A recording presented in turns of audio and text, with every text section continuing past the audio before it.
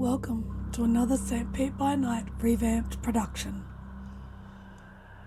The following is rated for mature audiences and may contain graphic themes that will be distressing to some viewers. As always, we recommend you ensure the safety and well-being of yourself and those around you at all times. Viewer discretion is advised.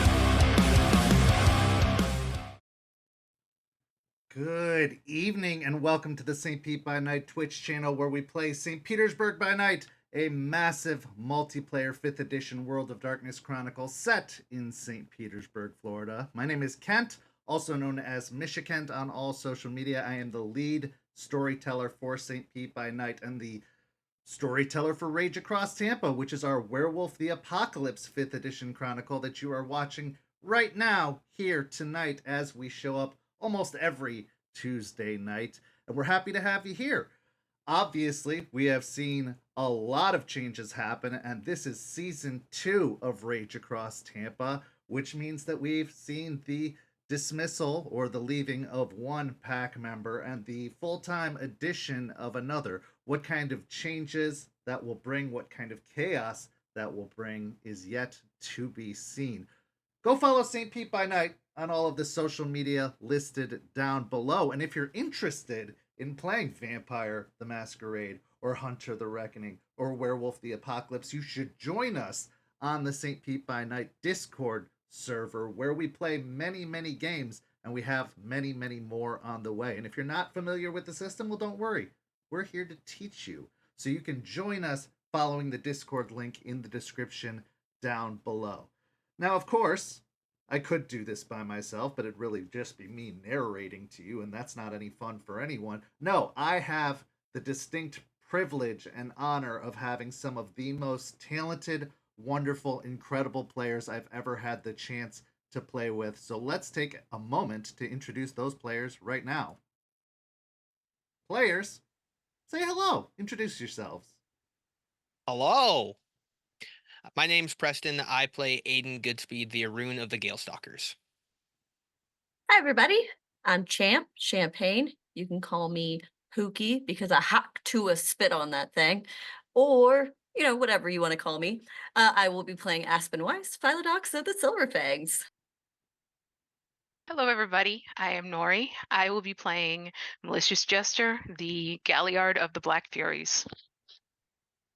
Hey everybody, I'm Walks, and I will be playing Lucas Shaw, the Ragabash of the Shadow Lords. Last week was all about discovery amongst the pack.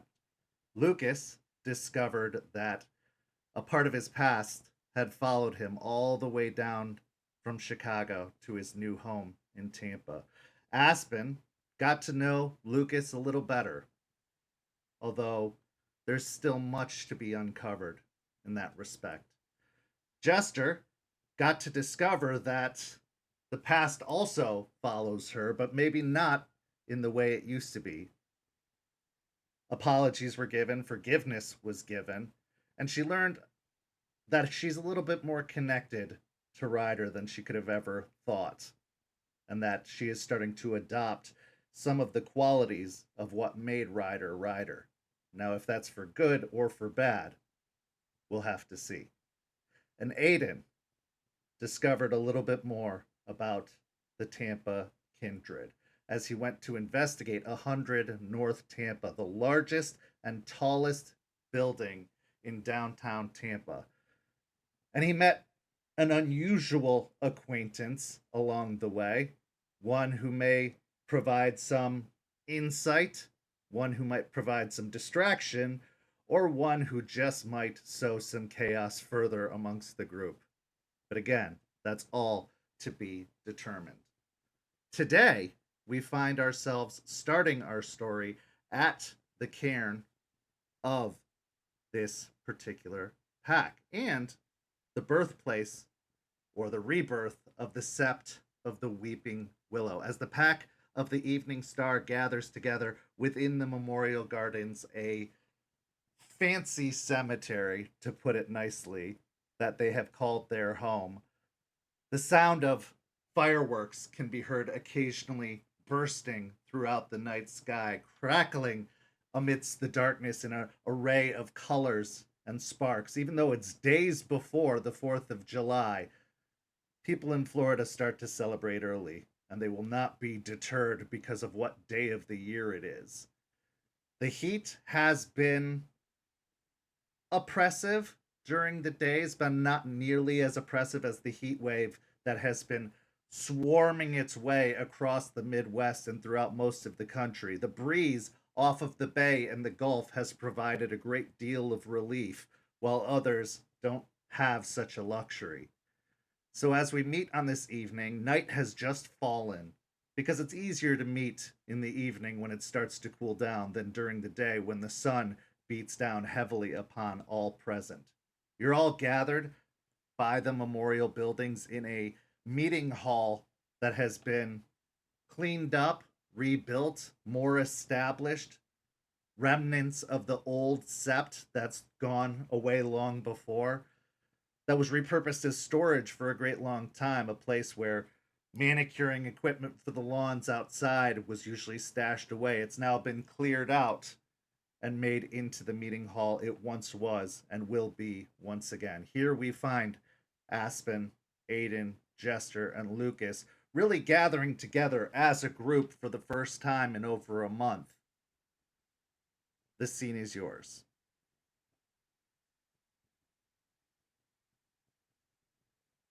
So, welcome everyone. I know it's been a little while since we've all gotten together. I hope everybody's been doing okay and having good goodbyes, I guess, as good as they could be. But we got to get back into it because the cairn ain't gonna take care of itself, and we've got other issues we've got to take care of and start making decisions on. So, how is everyone? Can't complain. It's hot. Yeah, I'd say you get used to it, but you don't. No, I don't see how you can get used to this. This is awful. It's not so Overall, bad. Artie speaks up. It's nothing different than. I mean, actually, I would say it's a lot cooler than it could be. Wait until August. You're going to be in for a treat then. Says the only native Floridian in the room. Then I would know, wouldn't I? I'll take the lake effect any day over this. overall, I'm doing fine though. Well, good. I'm glad everybody's been doing okay besides the heat. It is only going to get worse. But we had a couple of things we wanted to discuss. Aiden, I had you take care of something for me, and I would like to know how that went. Yeah, I went and looked at the overall building. A lot of people. Like, well, I went during the day. I sent you that text, but the uh people there are just I don't know, focused on moving around. Not a whole lot of tourists. Um, but the building itself is large. But um, went inside. A lot of cameras, at least watching the front. But the building's taller than there are elevator floors that it goes to. So there's something weird about that. Um, Pretty good overall security. From what I could tell, there's a lot of monitors going on. Um, oh, also I met a magician. He's wearing all black. Then he'll pull out of his pocket a little tiny piece of paper. He gave me a piece of candy. I haven't ate it yet, but it's got this weird gel on it. Can I see that, Aiden? It's mine. Oh, can I look at it? Aiden, give Yeah. Jester. Thank you. Oh, I'll take it. Is this what I think it is, Kent? Oh, most definitely. Hey, Aiden, remember Mhm. when Aspen said that you shouldn't do drugs? Yeah, no more of Artie's leaves. This is a different type of drug. That's not a leaf. No, but it's a different type of drug. It's way worse than a leaf, bud. Yeah. I mean, So depends on your perspective. Some of us think those are more fun, but others would say that it's worse, yes. It'll make you see things that aren't really there. so like what Joseph and Eliza give me. Well, the things you see then may actually be there. This will just make you see things that really aren't there. It's closer to what Grandmother Willow does. Mhm. Oh, I don't like that. That's not fun. I get yelled at. That's why you don't take Grandmother Willow's stuff. I have no choice, man. Well, all right, fair. She literally drops it into your hand. And you tell her no and see how that goes. No, I don't go near her if I can avoid it. But the okay, fine. I won't take paper stuff. But he was also this guy, the magician, was standing out front of the building, and he was looking at it. But he'll reach into his other pocket. He gave me his phone number. He said to call him Spud. He'll hand it over to Artie. To figure you, I don't know, you look things up. Yeah, give me a second. He reaches into his pocket and pulls out his cell phone, starts typing on it, and studying the note, the post-it note, and typing on his phone. Spud like a potato. I guess Was it day or night when you talked to this guy? it was day. I didn't want to go at night just in case. Potato. Smart. Are you sure it wasn't just a crazy homeless person? I've ran into a few crazy homeless people. This guy didn't really seem like that. A man dressed in all black that looked like a magician, and goes by Potato. Right. Oh. So I'm on this social media site that's kind of for the area, and there is someone that seems to promote wave the paper around these types of things that also has hashtags potato related and sometimes calls himself a magician. There's a social media for what now? For the local area, I think. Yeah, it's this It's underground social media called Blood Bank with clever pretty spelling. it's pretty toxic, honestly. I think Then all they ever do is insult each other on there. it's social media, so that there's zero surprise there. But it's like times 100. Sounds like my kind of place. A lot of Bible verses too. Definitely not my kind of place. So what did the spud want?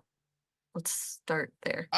Well, at first I was looking at the building trying to figure out the overall outside of it, and then he was standing on the corner kind of looking up.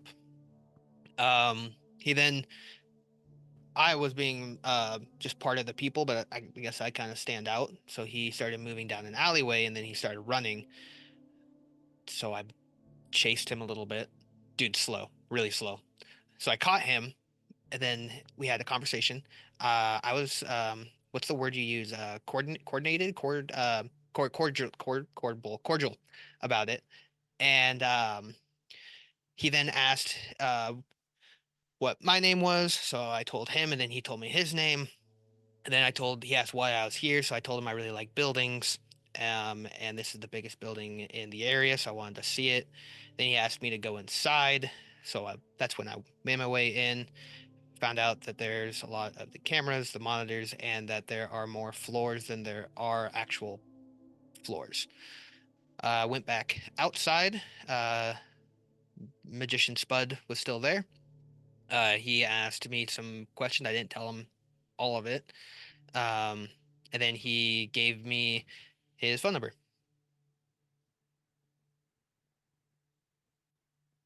Okay. I'm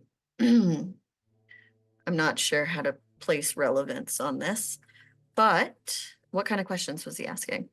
Did he seem suspicious? Well, besides, being a magician and going by the name Spud. Kinda. He said he was really into art, like really into art, and that almost like a score needed to be settled. Someone did something. So, he said that we might be able to work together. I don't know. Artie looks up from his cell phone. Looks like it's a burner number. No names come up on the reverse phone lookup registry or anything like that. But that's not that unusual, especially amongst a lot of Drug the dealers. well, yeah, and the other ne'er do wells in the city are those who don't have the resources to get on a phone plan or anything. Aiden, you Yeah. said you went in there. There were a lot of cameras. Yeah. Did you cover any part of your face when you went in there? I figured that would be kind of look funny if I did that. A surgical just- mask doesn't really. It's not really super out of place. I've got a trick. We could do a trick on this later. We'll deal with this at another point. Well, I don't think I'm in anything. Like I can't really be found. I'm wolf-born. So like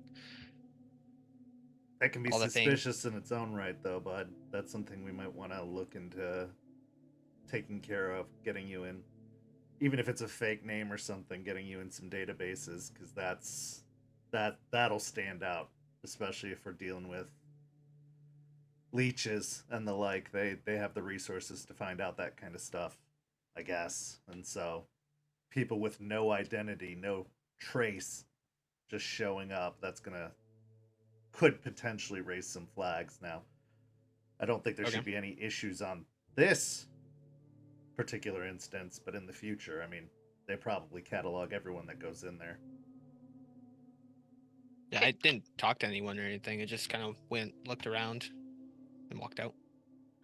Can we go back to the floors thing? Yeah. What do you mean by that? So outside, there are a lot of floors, but when you go inside, the amount on this like board, there's where each floor kind of takes you to, but there are more window levels outside than levels listed for where the elevator would take you.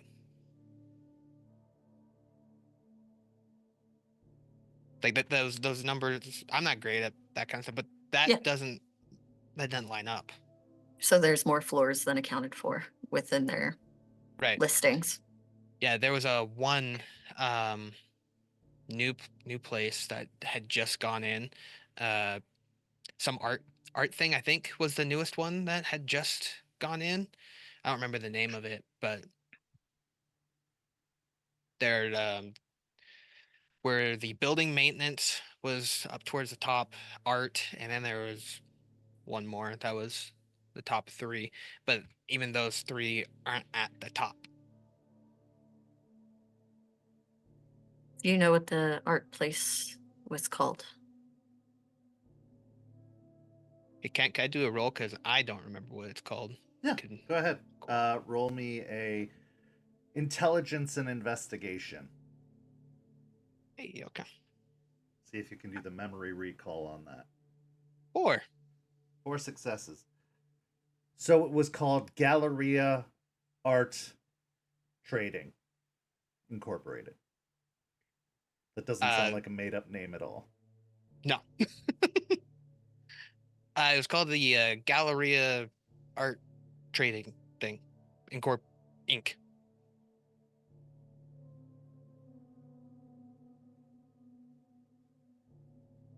Okay. Anything else? Anything else that felt out of place? Anything that you saw? Anything that would have been something of interest? Other than the weird magician guy, and then the floors not lining up, it seemed like a regular kind of like the same overall feeling of when I'd come see you at your place. People just kind of doing their job. No one really kind of stood out, other than there was a higher number of cameras. Like a lot of watching the door, and then towards the elevators. I can't say that's overly surprising, especially in the downtown area. And if it's a I mean, high end business place, they probably have a lot of unhoused individuals who might make their way in. It would make sense. It's one of the selling points of leasing an office there, but could be used in other ways as well. Yeah. Question.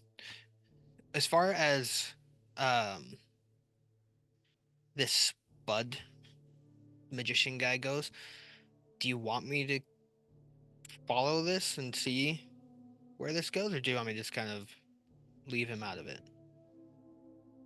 I think it would be advantageous if you and I take a trip downtown soon and see what we see. Okay. Maybe we'll take Artie with us since he's got his own set of skills that might help. Also know the downtown area pretty well. So if we needed to get lost, so to speak, I know some ways. Burgers? There's some burger joints down there. All right. Yeah. A little more fancy, but we could definitely make it work. Cool. This has been an amazingly fascinating debrief. Aspen, if I could ask why? Scoping out buildings. Yes. Okay. So we were looking into the Bateman and Co. situation. Bateman, we have a very strong inkling, is a leech because they have found their way into manipulating my mind and possibly some of Jester's friends' minds. There's the potential for that.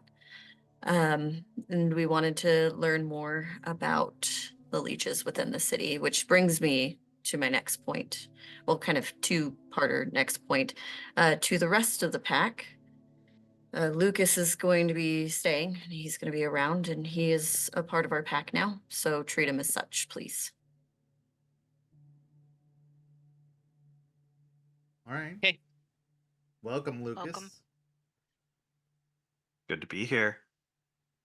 You settling in well, finding a place? I know you came quite a distance to be here. Yeah, I got a place. Some friends that I made in the meantime hooked me up with a place. It's not much, but it'll work. Good. And what about a job? Get a job, source of income? I mean, the pack's great, but the pay is terrible. You're not wrong. I've had better jobs. I self-employed, I think is the right answer. Um, uh, I grow rare and exotic plants and I sell them. And at the moment, I'm cultivating a crop of saffron that I'm going to harvest, break down, and sell as a spice. Sure, there's a huge market for that down here. What? He's growing plants, legal plants, to then sell, is what he's doing. So that's his form of income, Okay. which is great. How about Very you? Anyways, green job. How about you, Jester? How's it going? It's Haven't okay. seen you in a bit. I've been around. Mostly working at the cairn. Did you ride a motorcycle here? Yeah.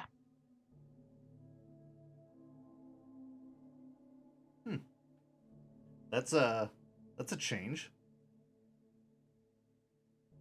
Suppose it is. Are you doing like It's a midlife crisis thing? Because you're too young for that. Am I? Yeah.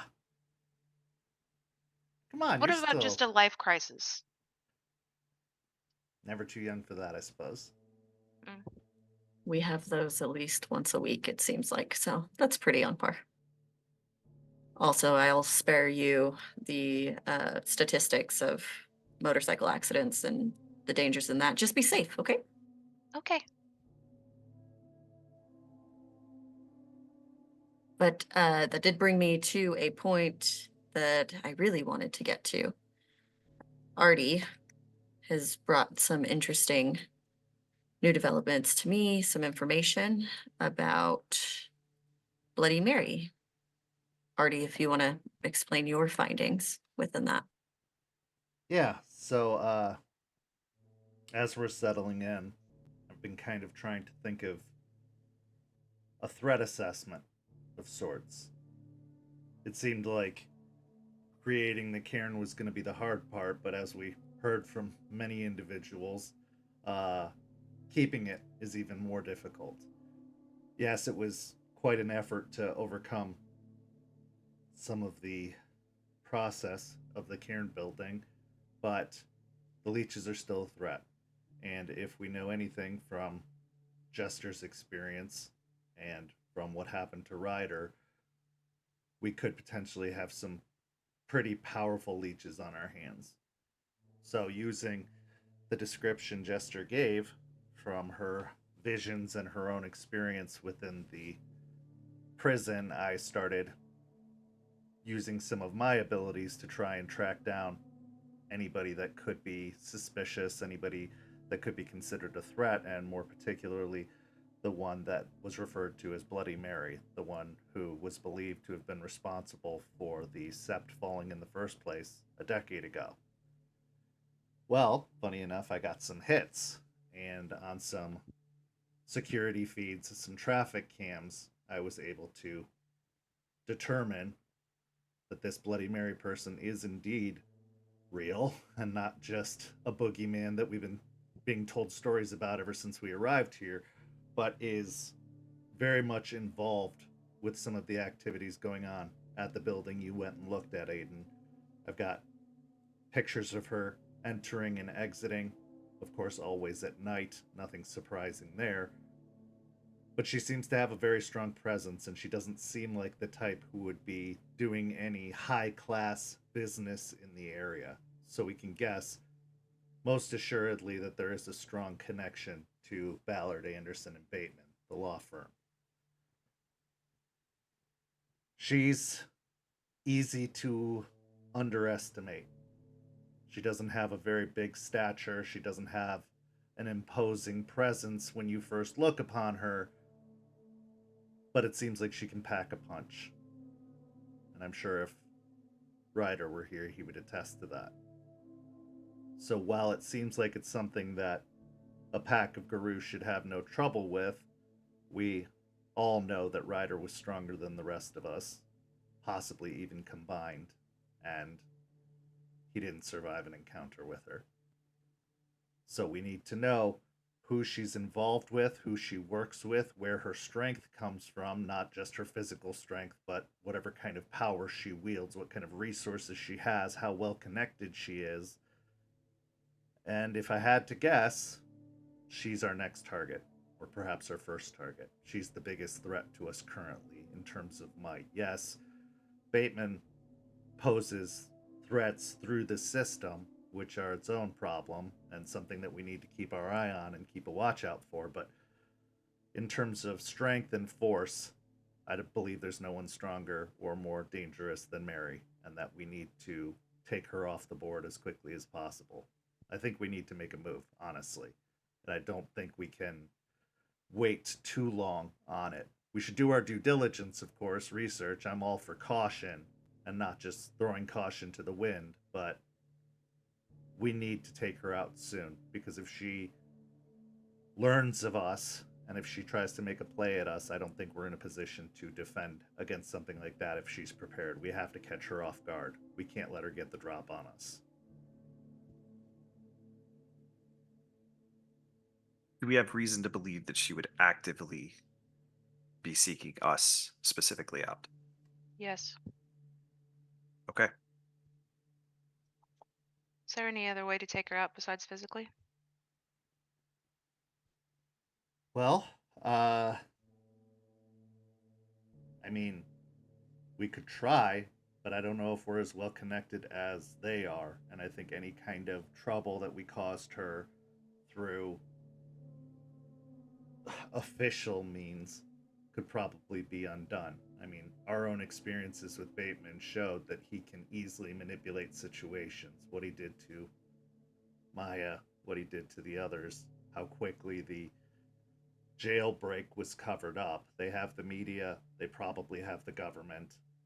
He got himself put into a government assigned position with relative ease after the energy plant. I think he could make any trouble on that front disappear. And I know it's silly, but if there's anything I've learned from media about leeches, they can just disappear and start over again. Or they can wait. They have time, we don't. She was at the prison before the alarms went off. Just wandering the halls.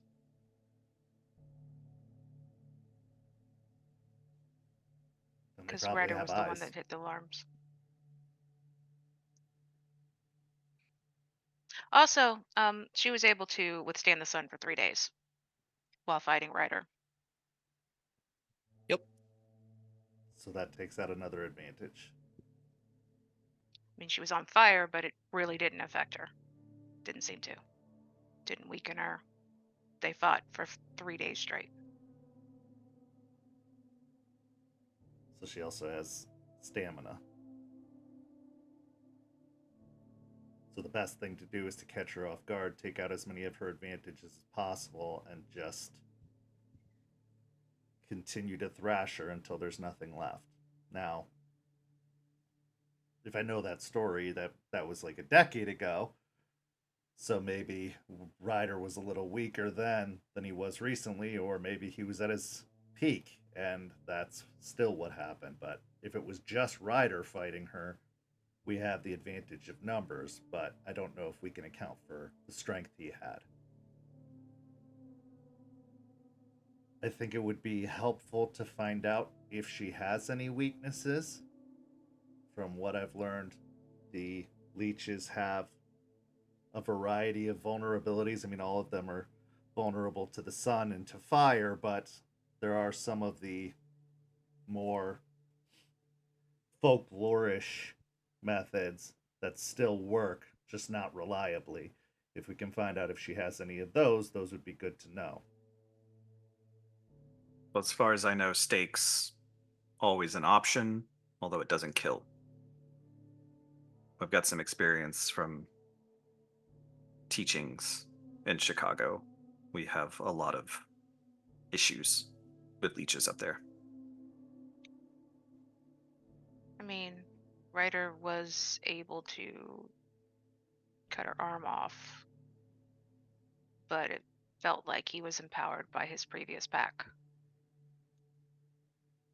I think it's a couple fold. I think we need to find her weaknesses, know what her weaknesses are, so we're prepared for those.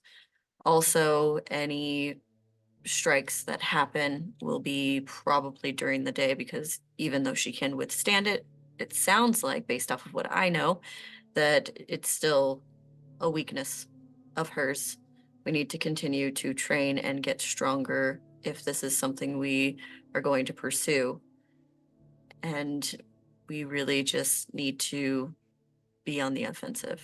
We need to find out where she is, what her habits are, and where the best way to strike is and when. I agree, and from Ryder's memories, the 3 times that he fought her, she was always the one that chose the time and place. She was the one that attacked. But don't let her pick the battlefield. That Another also comes down to knowing where she is at any given time. And If we I tried to track her on one of her particular outings, and I lost her fairly quickly. She knows this city as well, if not better, than I have. Now, of course, she's probably had more time to get to know it than I ever did, but I don't know where she starts her night from, so to speak. I don't know where she emerges from. I don't know where she calls home. When I would get these images of her, especially around 100 North Tampa, it was usually well into the evening, but a good bit before sunrise. if you But- can Go ahead. I was just gonna say, if you can find something of hers, one of the things I can do is I'm a good tracker. If you can get me even something small, I might be able to. We know a overall area. I might be able to shrink that down, make your search a little bit easier. I just need something to pick up on a scent.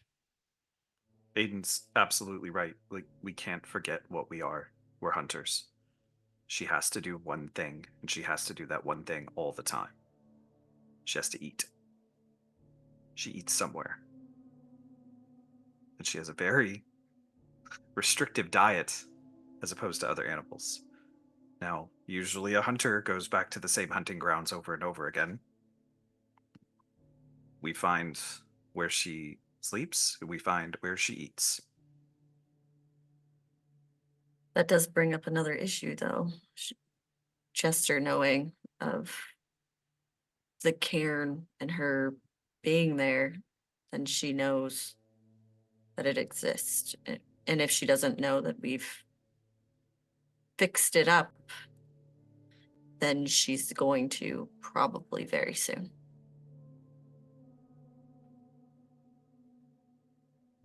What about the Umbra? Or Eliza mentioned using spirits against them. Do you think we could use spirits to track her? We could. I don't know a great deal about that spiritual stuff, but I know that that is the Weaver's playground. Downtown is where the Weaver thrives. I mean, we all saw it while we were looking for the tier.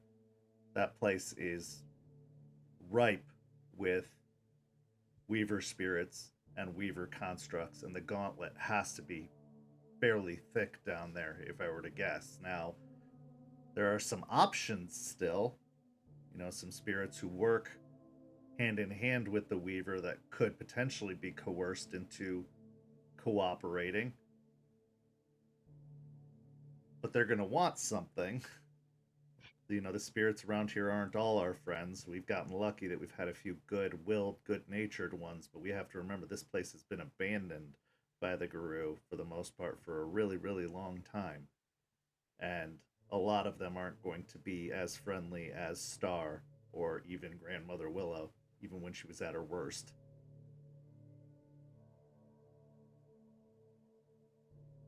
That you is think- true. Go ahead. Do you think Regina could help with that? She could. I'd be lying if I said that I'm eager to put her in harm's way, but she has she has a lot to offer. I don't mean tracking necessarily, just maybe communicating with the other spirits, the Weaver spirits. Yeah. I think that's a great question for Eliza. Jester, if you could talk to Eliza, I know she likes you best since Joseph has gone away. She's our biggest asset when it comes to the spirits. So if you wanted to, get with her, check in with her, and ask her some questions about that, that might help us make a decision as far as that goes. I can, yeah. Perfect. What if, Thank you. what about grabbing a leech, interrogating it, getting some information out of it? Where do they gather? Where do they hang out? Still about finding one, number one. Number two, we had one, and it may do more bad than good in that respect. It would let them know that we're actively hunting them, which could put us at a disadvantage if it ever comes out on that side. If they found out. If is a big if, but it's still something we have to consider. Fair. I'll look to Artie. What about that information I found in the warehouse that Ryder had been looking into? Um, there are those possibilities. Uh, the feeding banks or their places of doing business. I can't say that they'd still be active, especially considering what happened at the energy plant and the fact that we didn't really move on them expediently, but also leeches are creatures of habit. Especially the older ones, they don't like change. They prefer things to be set for good long periods of time. I don't think they're the kind to rapidly move between methods of doing things, routines. So it wouldn't hurt to look into some of those, and if nothing else, taking out more of their resources, more of their food banks or their businesses could be beneficial in the long term, but it also could draw a lot of attention. And the other thing that we can't dismiss is the Fenris. They are out there and they are fulfilling their own motivations and their own goals, and we don't even know what those are. And they could be aligned with ours, they could be contrary to ours, but whatever they do is also going to draw attention, and I don't think the leeches are going to hold biases based off of tribe or belief system. I think anything any guru does in the area is going to potentially be a threat to us in the long term, or at least get their attention enough to start looking. There's at least 5 of them. It's another thing I wanted to speak about. Thank you, Artie. What do we want to do about them? Now that the cairn is built, I see them as a bigger and bigger problem as we move forward. What do we want to do? Suggestions. They're only going to respect one thing: dominance. That's it. Have They're you not had going to. I mean, you just think of what they're after. They don't care about negotiation. Why would they? What's the motivation behind that? There's none. have you had experience with them before? I know of them, but I understand the mindset. I understand the anything goes mindset. Trust me. I do. Find who's in charge of them. I think it wouldn't hurt to know what they want. Why here? Why now? What's so important about this place? I mean, Florida is one of the biggest states in the country. Why here? And why specifically now? Why Tampa? If they're just looking for a place to call home, there were plenty of, I mean, there's anywhere inland would be rather devoid of leeches, but there's some sort of investment in this place. If we can figure out what they want, maybe they could be useful rather than opposing. And I'm not saying we need to make best friends with them, anything but. They don't follow the laws, they don't follow the litany, and they don't act subtly.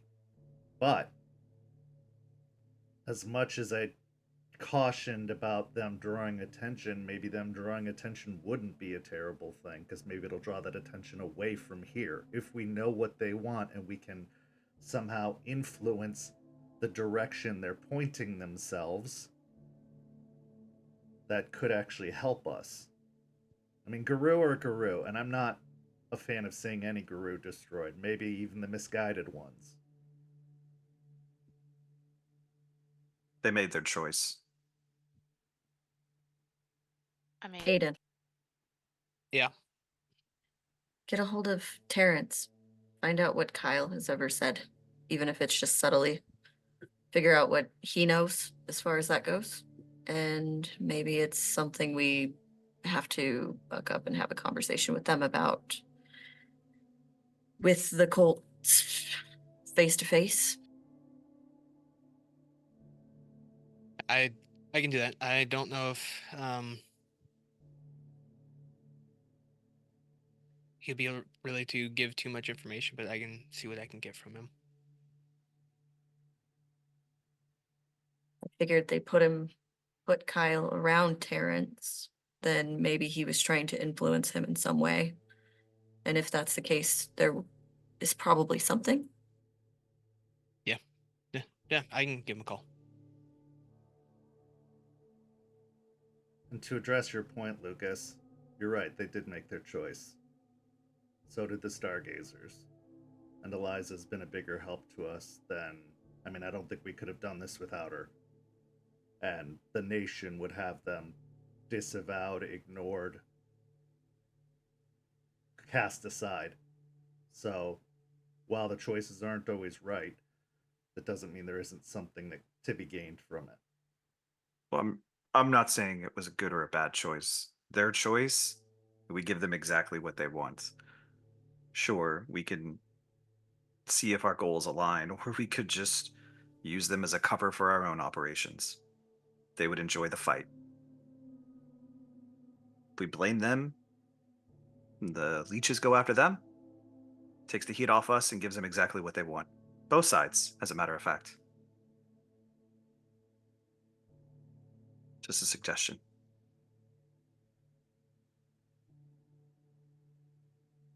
I think my only other concern is if they get a hold of one of them, or any of us, they can learn about us. I mean, they can coerce us. We saw what happened to Joseph in the jail. They can do things to us that I know I wouldn't want to be privy to by any means. So even if it's a Fenris or it's one of us, if they find out more about us, they will know how to hurt us more. And they're already doing a pretty damn good job about that, if the past is any indication. The enemy of my enemy is my friend. That might be the point we're at right now. If we can find a temporary way to coexist, then at least both of us are targeted on the right thing rather than each other.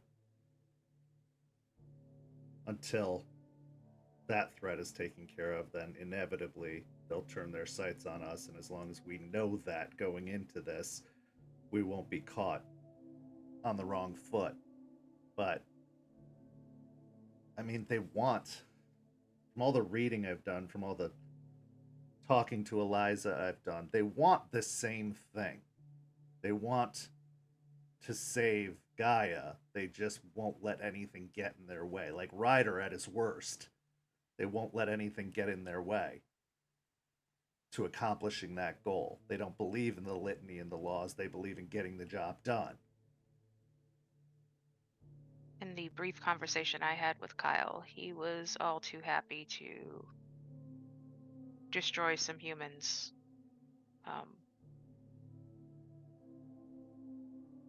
For what he thought, we were talking about the wolves being trapped and things like that. So he was all too happy to destroy some humans for that. Didn't seem particularly to care who they were or how involved they were.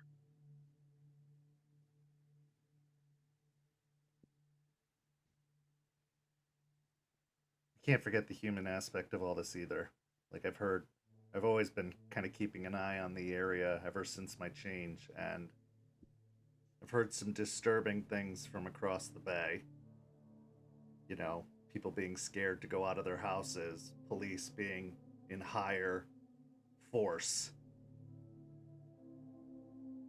The humans, they aren't they aren't the villains here. They aren't the enemy here, but they also aren't necessarily our friends either.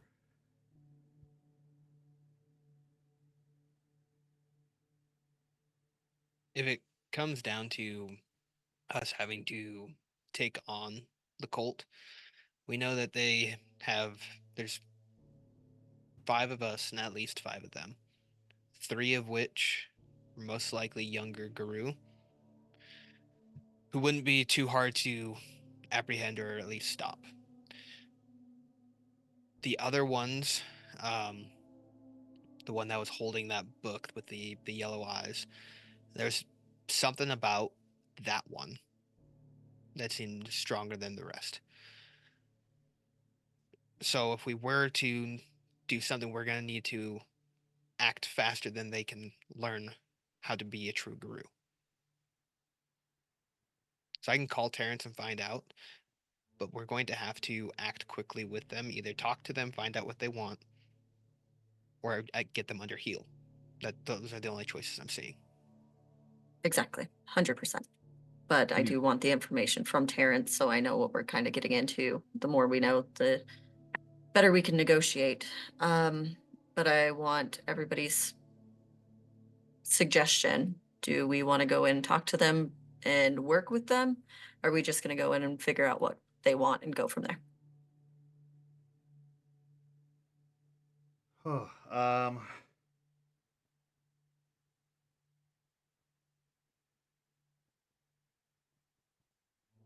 I'm always a fan of more information, but also it could just be a trap.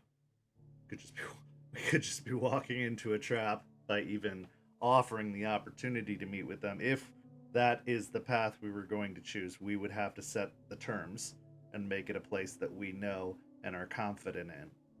Because again, we don't know what they've been up to. They haven't been distracted like we have. They haven't had, at least as far as I can tell, as many bumps in the road as we have.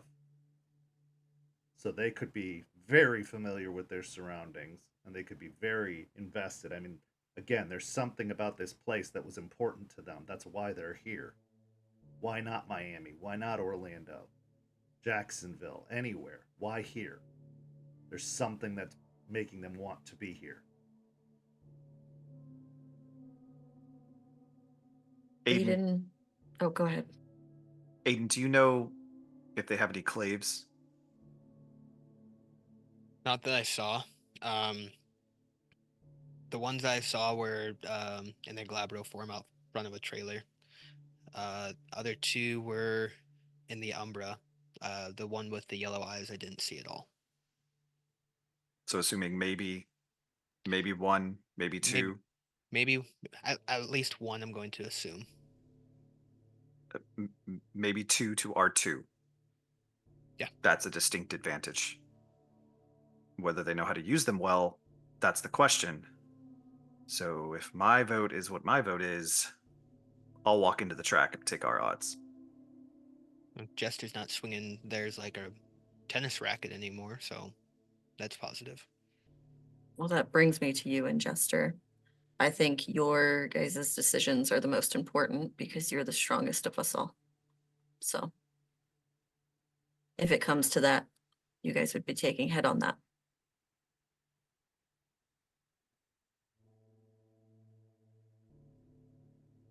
You know that I'm always ready for a fight. I don't really care where. But you wanted me to have Terrence get information. The more, you're the smarter one about this kind of stuff. You just kind of point me in the direction. I'll go that way. If you think that getting more information and being nice about this is the best route, I'll support what you're thinking. But also, I'll be ready the entire time. I got you guys.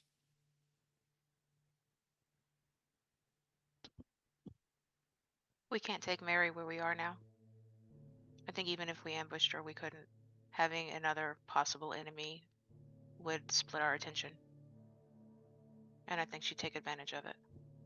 So maybe go in with the idea of either using them or having some sort of treaty would be best. I think we should also see what we have on our side as far as advantages. I know that Aspen's friend is still in town, and there was an arrangement made there of some kind. Maybe they have some insight or something to offer still. They want something, there's no doubt about that. That's why they're still here, but maybe they can provide something in exchange. Or maybe they at least can give us some knowledge we don't have. I love using Eliza and working with Eliza, but she has a very limited scope of someone who's just kind of been here and seen the stargazer side of things. Another more elder elder guru, very elder, so elder guru, would be maybe have some insight of their own, especially one deep embedded within the nation.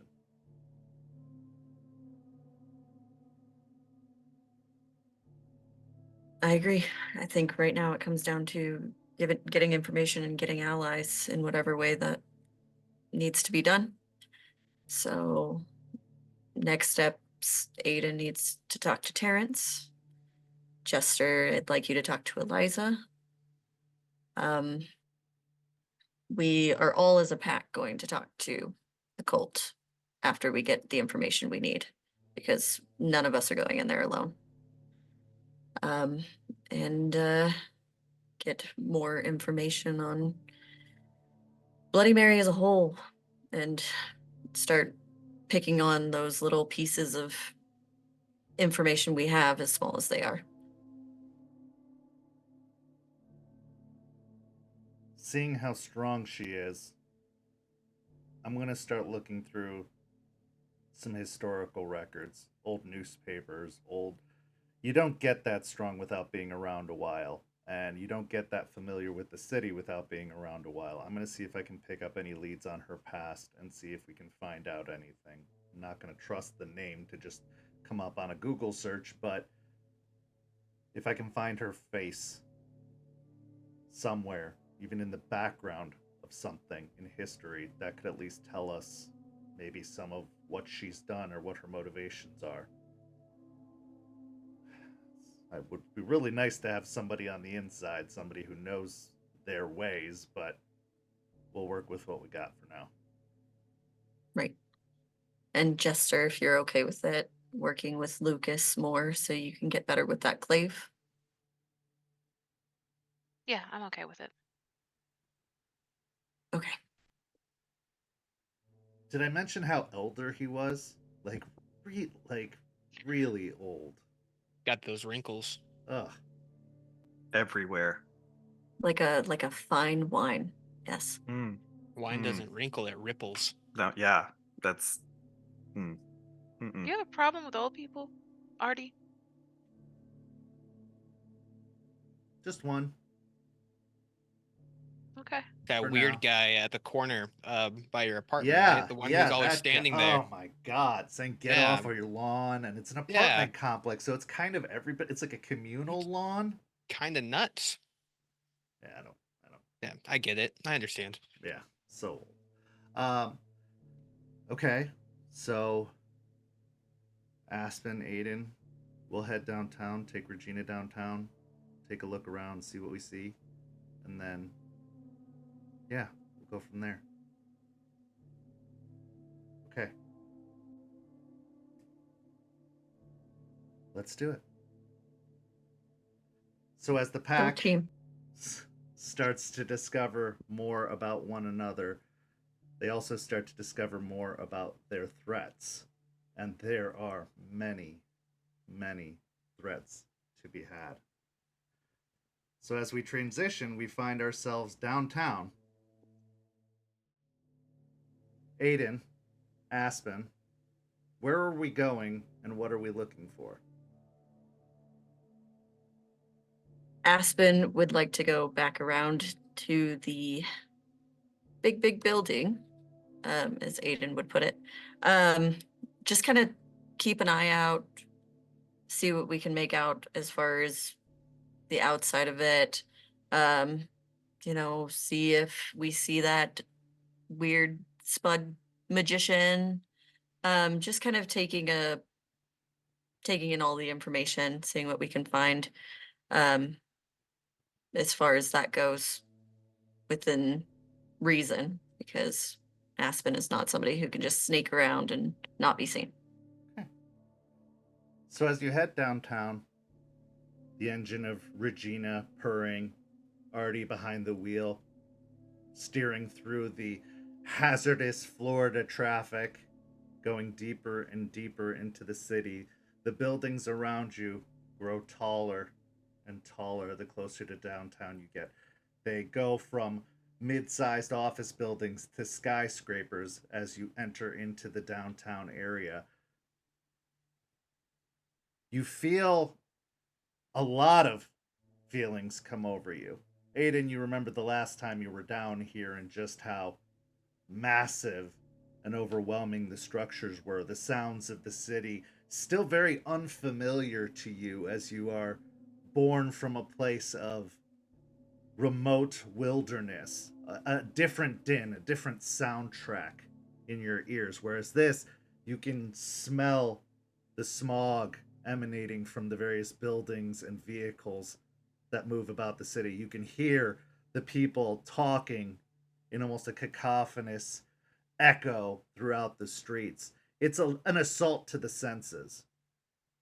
Aspen, you remember what it was to be a cog in the machine of the city. A lawyer in a modest downtown law firm who now finds herself unemployed, but working to make that change. But you remember what it was to be in the city, what it was to be a part of all of this. And both of you can't help but remember the ice rink, the Amelie Arena, what it was to see this place from the other side, crawling with spiders, a massive spider up in the clouds above, seeming to extend its legs down into the skyscrapers that surround you just now. It's not quite an umbral vision, more a memory placed over reality that helps you see both pictures, both sides, all at once.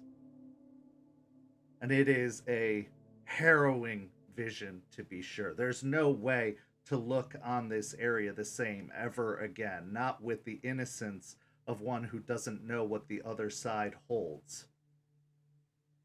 So as these thoughts, as these visions, as these memories hold you enraptured, before you know it, you're downtown, finding a parking spot in one of the many massive parking lot structures, as there's not a lot of street parking to be had, especially during the day, which is the time we find ourselves arriving in the downtown area. The bustle and hustle of the city all around can be felt.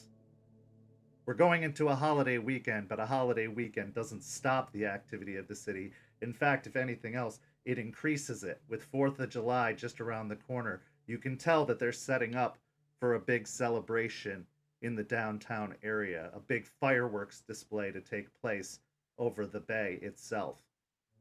But as you do squeeze Regina into one of the parking spots in a very crowded parking garage, you climb out of the vehicle, and for now, the scene is yours. Too many people here. Yeah, that's what it's like to be within the city. You've seen it, you know. Yeah, but there's a lot. Like, too many. Well, it'll help you blend in.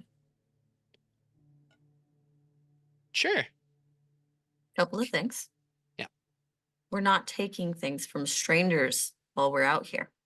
I thought it was nice to take gifts from people. I thought it was rude to refuse them.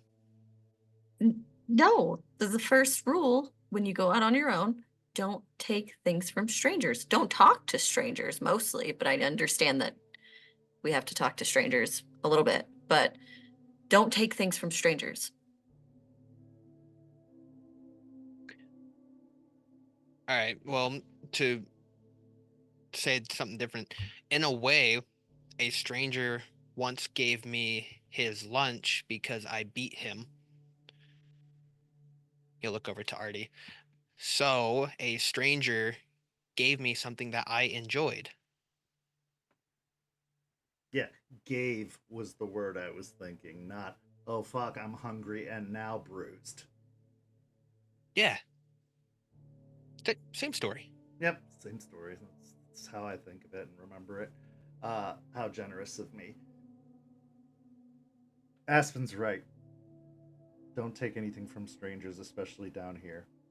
Like, fun and games are fun and games, but you know I would never do anything to hurt you. Nothing that I didn't think we could handle, and I would get a tongue lashing from Aspen later. But down here, to put it as mildly as possible, nobody cares about you except us down here. Everyone out here is selfish and self motivated, and they want something. And if you're the means to getting that thing, whether it's money, whether it's influence, whether it's protection, or whether it's just to let off some well earned aggression, they don't care what happens to you. But they don't know any better. It's not their fault. That's what being a human in a big city is like. You have to look out for yourself. You have to fight for every inch, for every meal, and not necessarily, fists. But you got to constantly be clawing to have a place there, because the city will swallow you up and spit you out and forget you. That's the danger of the Weaver and the Worm and their combined forces when they do work together. So just do what you do, man, and survive. You got this. All right. Won't take things from strangers. Also, we're going to have a PowerPoint presentation of the different drugs, what they look like, so we don't have this happen again. Yes?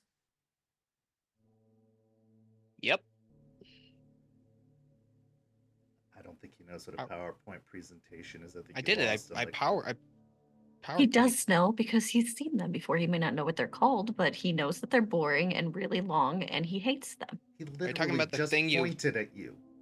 That's what he thought that meant. He thought you just did it. You the thing with the images, and you talk and you practice. Okay. Why? Because that's what you need. Fine. You make your way over to one of the elevators, pressing the down button before climbing in, the whirring of the elevator with a gentle shake every now and then, taking you from one of the higher floors of the structure down to the ground level, where the doors open and take you out onto the busy downtown street across from 100 North Tampa, this massive skyscraper that reaches claws towards the sky higher than all the others, but also looks down in judgment on any of the buildings that would deign to think that they could stand in the majesty of such a structure. It is imposing, It is intimidating. But it's just a building. Or so you would hope. You may continue. Aiden will kind of point. So those last few there, those ones aren't listed. Okay. And where exactly were you with this other character? Met him on that corner, and then he went down that alleyway, and then towards the almost the end of it is where we had our conversation. But he was standing at that corner looking up at the building. Okay.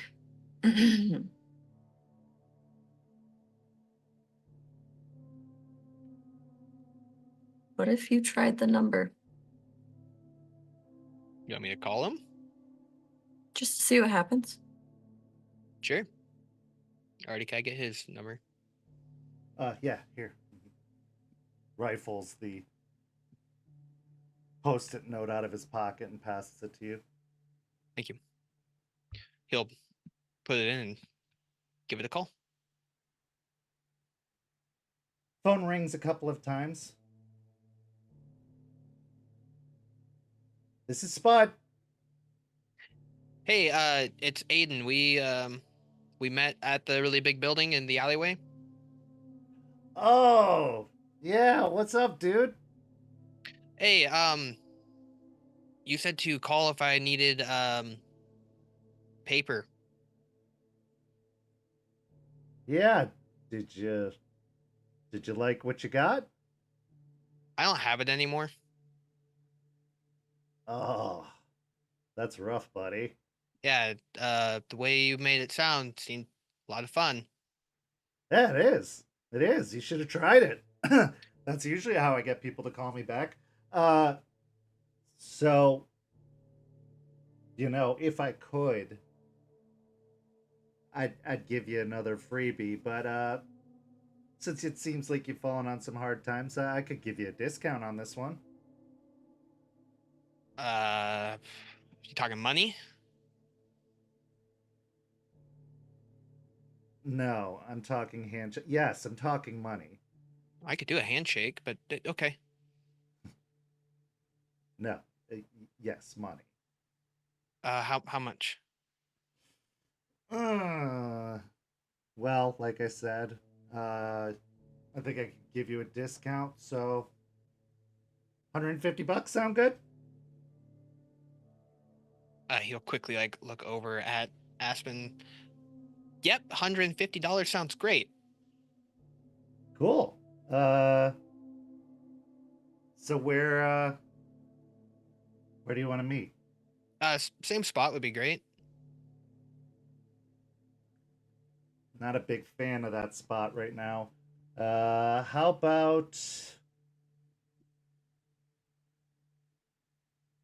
about 2 blocks west of there? There's Still a there's a taco stand on the street. I'll be across the street from there.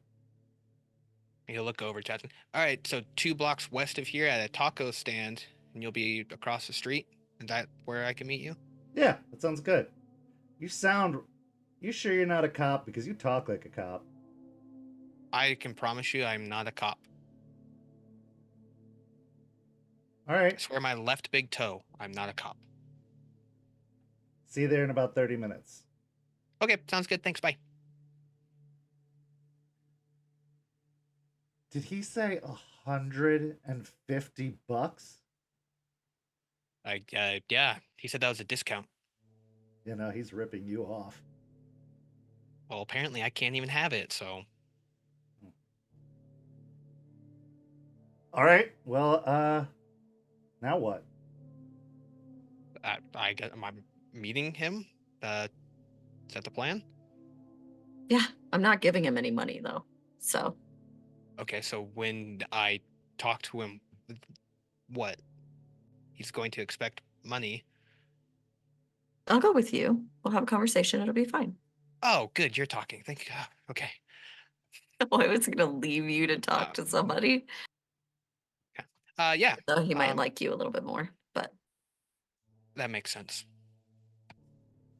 Not that you're not great, but it's not really my, forte of conversation. But it'll be fine. I So- think for now I just want to watch a couple of people go in and out, see if there's any big people moving within the building. Go ahead and give me a wits and awareness check. can I help? Yeah. So you can go ahead and add a dice to your pool from the teamwork that Aiden is providing. Does Artie want to help me? Sure, you can take a second die.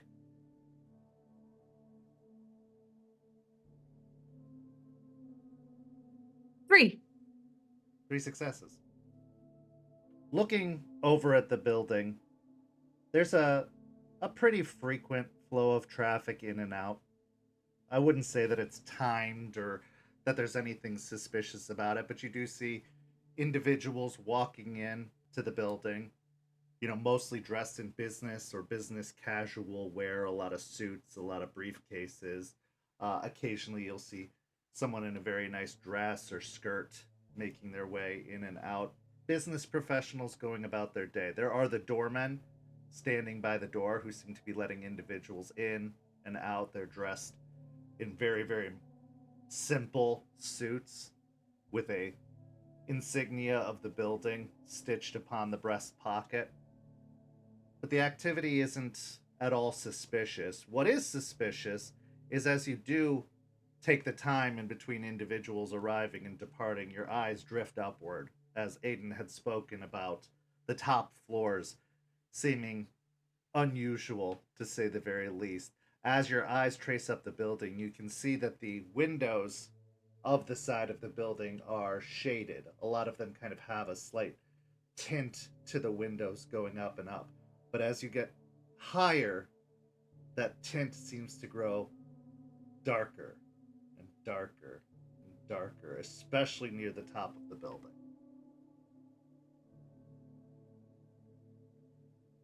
Okay.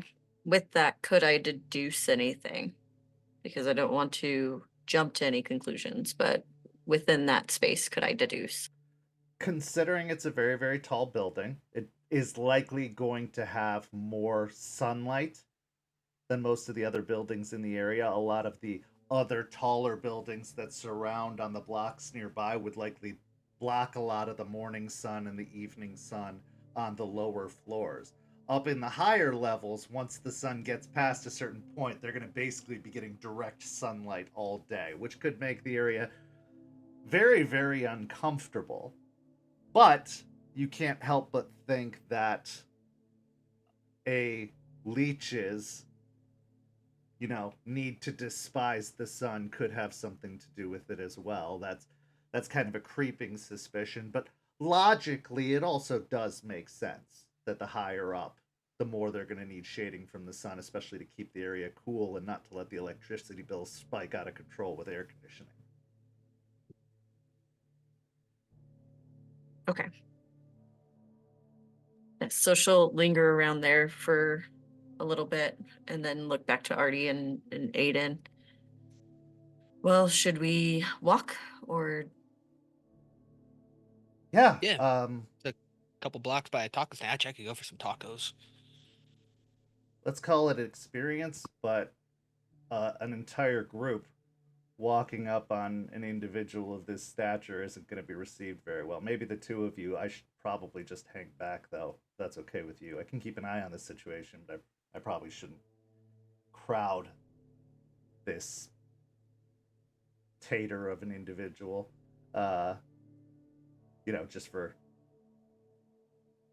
Just to make the odds better of success. That's fair. That makes sense. Honestly, if anybody was going to go, it'd probably be you and Aiden. But I get it. I'll go. I can go if you want. I'm just trying to make sure that we can get what we need, and you seem to have a lot of questions. Yeah. I'll go. Yeah, just keep close enough just in case anything I won't gets let you weird. out of my sight. Okay. You start walking down the street, passing individuals, a lot of people panhandling or asking for change, but most people going about their day-to-day business. Several of the individuals on the street have taken refuge in, alleyways or doorways that can provide a lot of shade, especially as the sun beats down and reflecting off of all of the glass surfaces of windows and the metal of street signs. It does radiate a lot of heat off of the pavement. But you make your way past until you see, about 2 blocks west of where you parked, a taco stand. Just one of those mobile kind of push cart taco stands that seems to be set off on the sidewalk nearby. There's a man easily in his early 50s that seems to be standing over a canopy umbrella, or standing under a canopy umbrella, working at a small grill. There's fresh tortillas that are laid out. You can see a hatchback truck that is parked off on the side of the street that seems to have the logo of this particular taco stand emblazoned across the side, although a lot of the logo work has started to fade and chip away, and that it's not as visible. It's a lot, very, very worn, which shows that they've been doing this for quite some time. The man in the 50s does look to be of Spanish or Latin descent, a little bit more colored on the skin, but there's also some very, very strong tan as a man who's probably been outside a great deal of many, many days servicing this particular taco stand. And you can see a couple of business suited individuals standing, waiting for their orders or preparing to order as he works diligently, but with a knowledge and practice of someone who has been doing this for quite some time. He can quickly whip through the orders and assemble the orders as he goes. There's also a younger woman that shares similar features, that seems to be managing a cash register where they're charging and taking, credit cards or cash and then passing out the food as it's done. As you approach, what are your intentions? So first off, I'm gonna pull out $4 and hand it to Aiden. When we're done, you can get quite a bit of tacos with just $4 because it's Tuesday, so it's 2 for 1 taco day. So we actually came at a great day. But first business, then tacos. Fine. He'll pocket the $4. Why don't you give me the money? I'll wait in line, and then the tacos will be hot and ready for you as soon as you're done. I like that. Yeah. Don't give him the $4. Pull out an extra 3. Get us some tacos too. You got it. Be careful, okay? I know that this seems simple enough, but things down here aren't simple. Well, I'm not one to usually go talk to drug dealers, so this is all a new experience for me, but I think I'll be okay. Just be you. You know what to do. Okay. Both of you give me a wits and awareness roll separately as you're both looking across the street towards the meeting location. 1 success from Aspen. 3. 3 successes. Aspen, you're scouring the other side of the street, trying to train your eyes on anything that you can. And there's a lot of people, a lot to take in, and having never encountered this particular individual before, there's nothing that really stands out. You don't have anything to anchor to. You were told that he was just all dressed in black, so there weren't any real defining features to latch to. And despite the heat, you're not seeing a lot of multicolored suits or outfits walking around. Most of the business wear in the city is pretty uniform. So it's hard for you to pick up any particular details. Aiden, as you are looking across the street, there is a small park, almost laid out like a lawn of sorts, with a couple of benches and some trees growing up that are providing some shade. And under one of the trees, you do spot the individual, who is still dressed pretty thoroughly head to toe. It looks like this time, however, they're wearing a large floppy sun hat instead of the magician's cap that they had been wearing the other day. It's just one of those large, wide rimmed floppy hats. It's white in color. The brow and the bill of the hat seems to go almost out to their shoulders. That's how wide this particular hat is.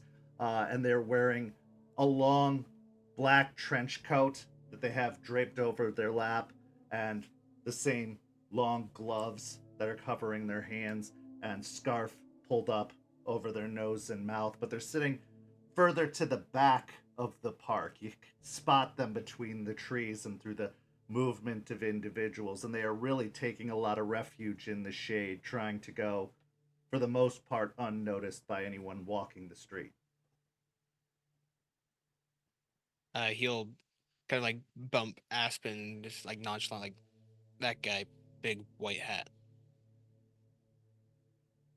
Okay. I'll follow you.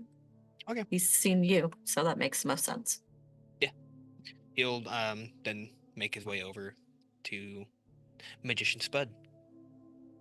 As the two of you walk across the street and enter into this small lawn area, you see the individual perk up in recognition of your approach, but then cock their head slightly to the side as they see the woman walking alongside of you. And as you get closer, he speaks up. If I knew we were bringing our girlfriends, I would have brought mine. You have a girlfriend? I like to think so. Not my girlfriend, but just a friend. Just a friend, huh? She Yep. She dresses like some of the others down here. Are you the money bags? You could say that. Sure. This really feels like a cop. Every time I meet with you, it becomes more and more like I'm on a cop drama. I mean, That we've would be even cool. got the street and the street food right outside. All we need is like a smoking, sewer cap, and we'd be good. Just don't look at the roof where the snipers obviously are watching you, because that would ruin the whole surprise. I said, don't look. Okay. So you got the money? Sure. Yeah. I wanted to ask you a couple of things. Like what? Well, I don't know if you're usually somebody who does these kind of things out here in the open. We could go somewhere else. Second location, huh? Yes, I thought because that we was plan wait, on. No, we're doing this whole arrangement wrong. Aren't I the one who's supposed to lure you to a second location? Would you like to lure us to a second location? In your court, sir. No, I've been doing this long enough. I'm fine where I am. Okay. She'll just sit down next to him. As you look closer, you can see that he has reached into a coat pocket and seems to be fiddling with a cigar that he's rolling between his fingers. The cigar looks like it's already been lit a couple of times and stubbed out a couple of times, but he rolls it through his fingers back and forth, kind of keeping it at the ready. So, what do you want to know? Well, my friend Aiden, I'm Aspen, by the way. My friend Aiden explained to me that you had a particular interest in the building that you were in front of last you met. Why do you work there? No, absolutely not. Yeah, let's just say I'm interested in picking up some art. So your interest lies in the new installation art company there. Yeah, new. It seems to be new as far as the building goes, is it not? Just because a business changes names doesn't mean that it hasn't been the same business. Oh, Okay, I wasn't aware of that. What was the name before?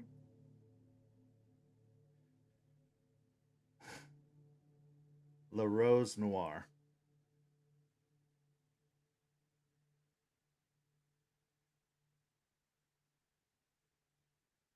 Same Okay. business, different name, probably a change in ownership. Interesting. Why are Do you you know? so interested in it? Well, I have my own reasons, right? I didn't ask you why. Um, I actually particularly am interested in the law firm in that same building.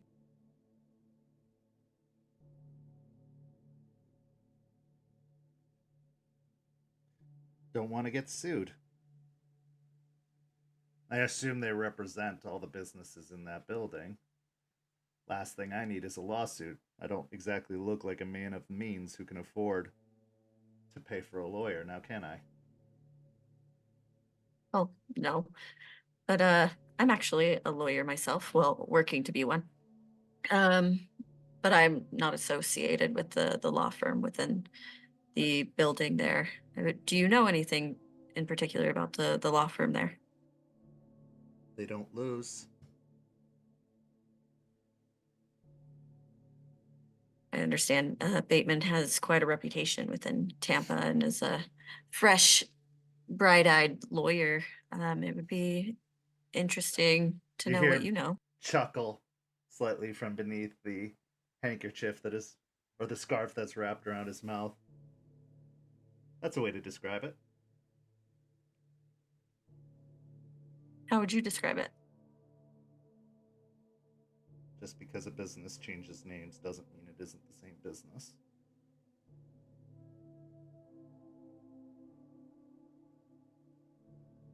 What do you mean? He's experienced. I know that much. A seasoned veteran with a fresh face.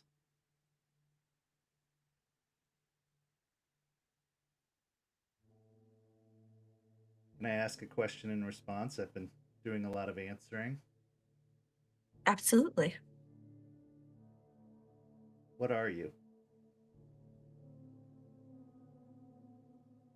I am a lawyer, a friend of Aiden's, somebody asking questions. What in particular are you looking for? Didn't ask what you do. I asked, what are you?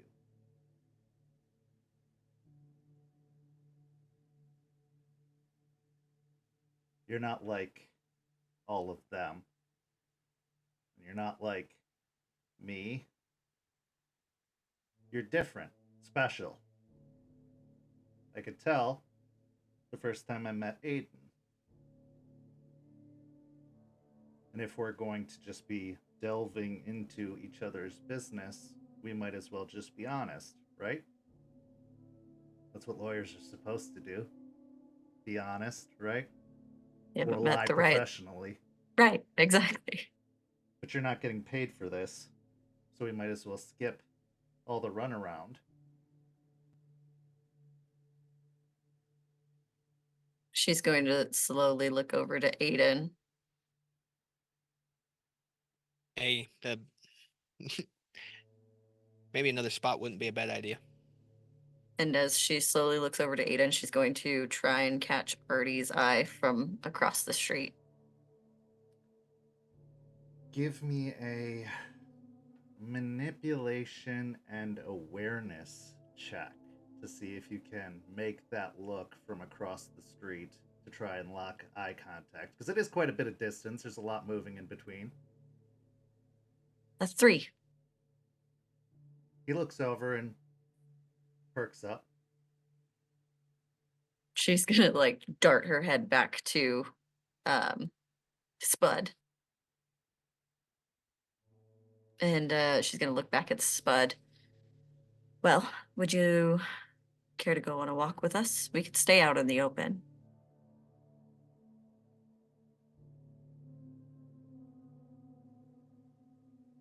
I have a better idea.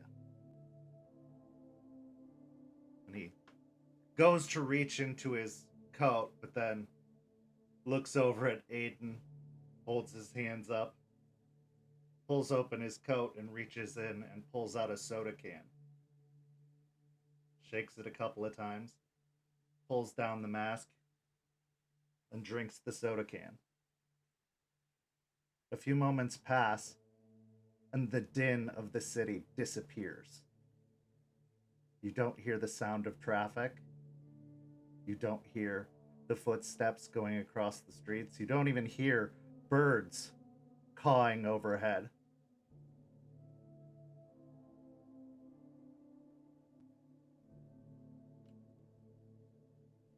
He lets out a as he finishes drinking and takes the soda can and still puts it back in his pocket, even though it appears to be empty.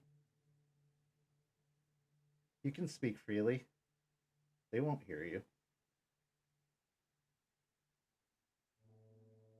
Well, I'm not somebody to give information wholly and freely. So my first question to you, before I answer that question, do you work with them in that building over there? No. They wouldn't let me even if I wanted to. And trust me, I don't want to. But you know of them in there? And so do you.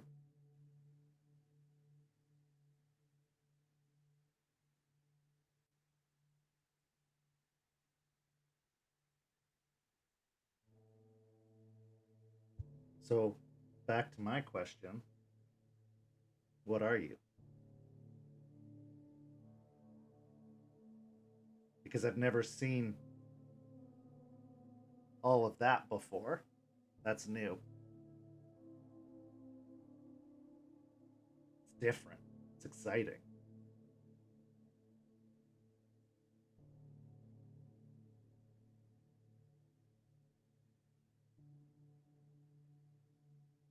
Fine. I not like them. Not particularly like any of them walking the streets, like you said. Dressed like that at this time of day? No, you definitely aren't. It would be a completely different fireworks show.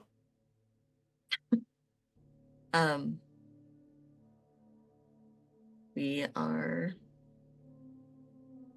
looking over to Aiden again.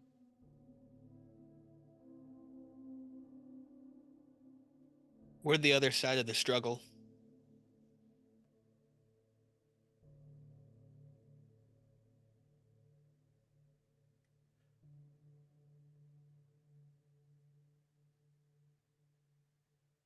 There's a lot more sides than you know. I'm sure. But if you're the The one that I'm ones thinking with about, that is very, very interesting. I haven't met one of those since Tennessee. Huh. Little urban for you, isn't it? We make do.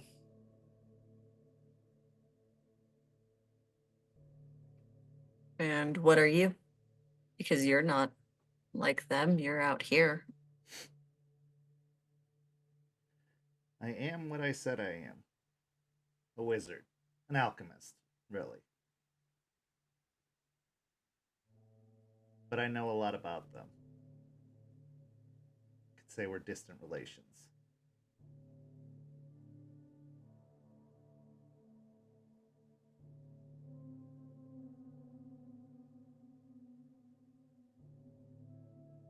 But this puts me in a really precarious position because if they were to find out that I knew you, that would put me in even more trouble, although they'd have to find out that I'm here first, I suppose.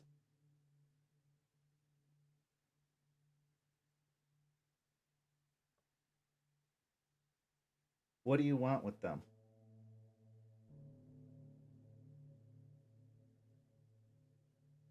What would bring you into their area? Curiosity.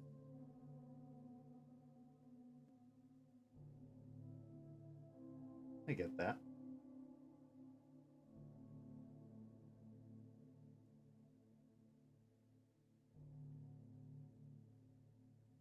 They're dangerous, you know. Real dangerous. Fully aware. Not exactly a pillow over here. No, I suppose he wouldn't be.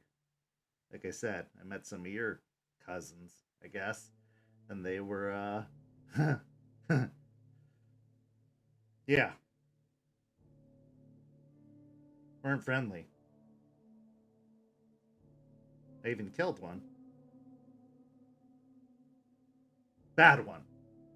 It's not like a thing. They were trying to kill me first. It's one of those, like, you know, they try to kill you, you kill them right back things. Did you provoke it? No, it was like a trap type thing. Actually, an ambush, I guess, of sorts. They were trying to interrupt a conversation like this one.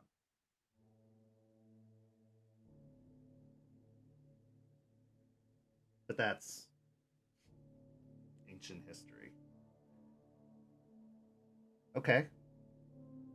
So you're curious about them. I'm curious about them. You did me a solid last time we spoke and met. And since this is obviously not about what I do to make rent,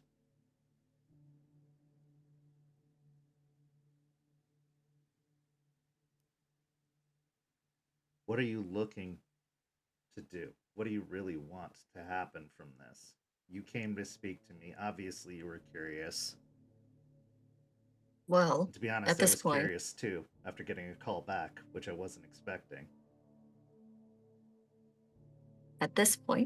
there's really no moving around it. And if you happen to do anything silly, I have Aiden here, so it's not a huge deal. No, I don't. we- I don't plan on doing anything silly. But I also Right. have friends, and you hear a rustle up in the tree, up above, and it's not even requiring a roll. As you look up, you see a raccoon is perched on one of the tree branches, and they are one of the fattest raccoons that you have ever seen, to the point that looking up you can see that the tree branch that they're on is sagging pretty dramatically, and that they are constantly having to like double step to make sure that they're secure on the branch.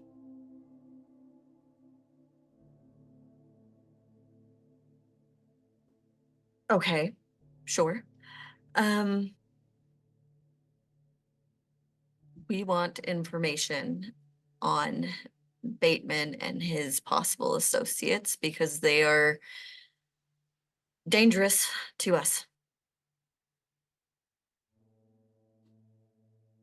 And how do you know that I won't just go tell them? You already said that they wouldn't work with you if you wanted them to, and that you aren't wanting them to know that you're here. Could be my ticket in, though. Knowing that there are a couple of werewolves in the city, checking them out. Why me? I'm nobody. You were nobody until we had similar interests, and I started asking you questions, and you got too curious, and now here we are. So that's kind of how this conversation has drawn forward.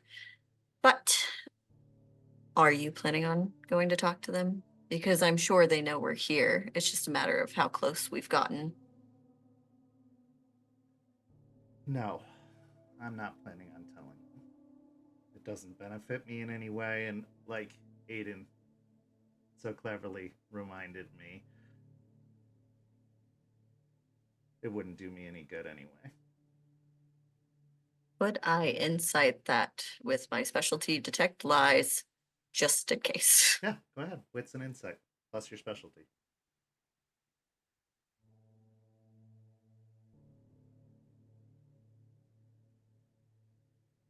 That is 3 again. He does not appear to be lying in any capacity. In fact, he knows that he is very much backed into a corner, and that a lot of the bravado you're seeing is very, very shaky and false. He, in fact, feels kind of on his heels about this whole situation, but is trying to show brave face so it's not to just be gobbled up in this conversation. But it seems you know things about them or have alluded to knowing things about them. Is that true? Yeah, it's true.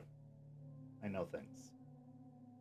Okay, so let's start with honesty.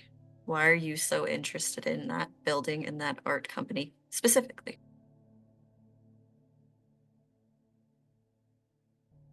They took something from me, something I can never get back.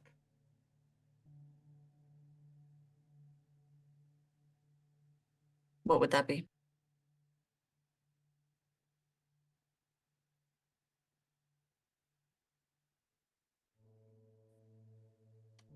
My freedom.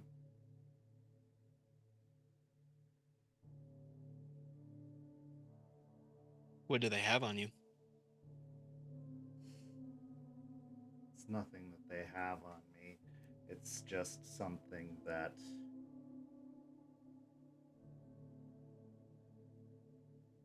I wasn't given a choice.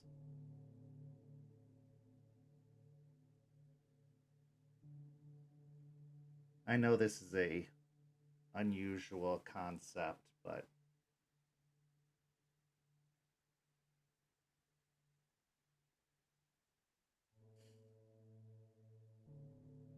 it's an experience I hope you'll never have to look your murderer in the face.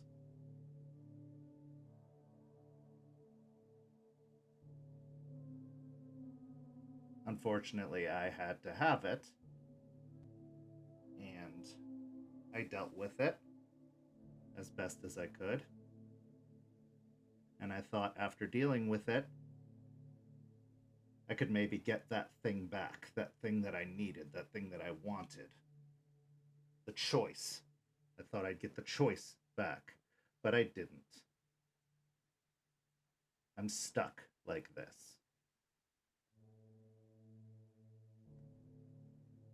So now, I want to make the ones who murdered me pay.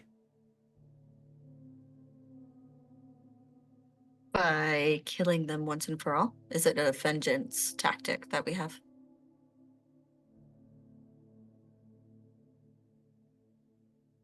Sure, you could call it that. But the ultimate goal is to kill the ones who took away your freedom, yes? Yes. Well, it seems our goals align in ways. Because we'd like to kill the ones who took some very important things away from us as well.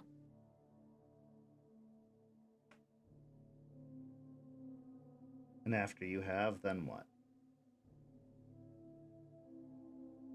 Well, I think I can make the executive decision that we go our separate ways as long as we both promise not to bother each other unless each other get in our business. Oh, I don't care about their politics. I don't care about their hatred of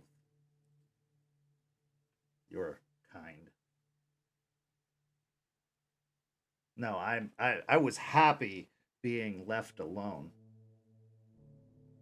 It was lonely for a while, but then eventually I got used to it and made a way to thrive and survive. But the past caught up with me, and I need to make sure it won't catch up with me again. So, no. You help me with what I need to do, and I help you with what you need to do. And if it all goes well, you'll probably never see me again. And that would be the hope.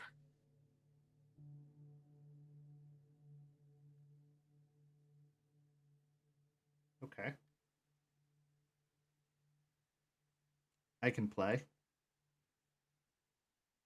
So, what do you have to offer?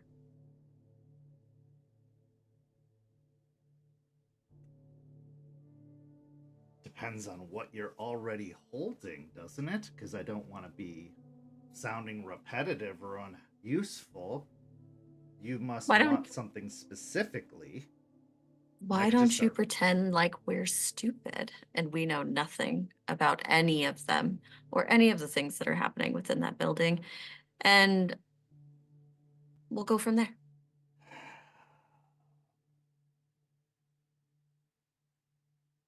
Wish I'd done more book learning. I had a terrible teacher. Okay. Well, they aren't. They can't do what I can do, mostly because they're afraid of what I can do. They are like what you read in books for the most part, except they wrote the books, so they threw in a lot of false leads on that side. Most of the people that you see working at the building work for them, without question. How in the know they are varies. I'm pretty sure your basic doorman or street thug isn't going to know much. They just know what they're supposed to do and to do it by any means necessary and who to report to. Now, you were right. They do know you're here. I have no doubt about that. Which is why I didn't go in the building. Sorry, Aiden.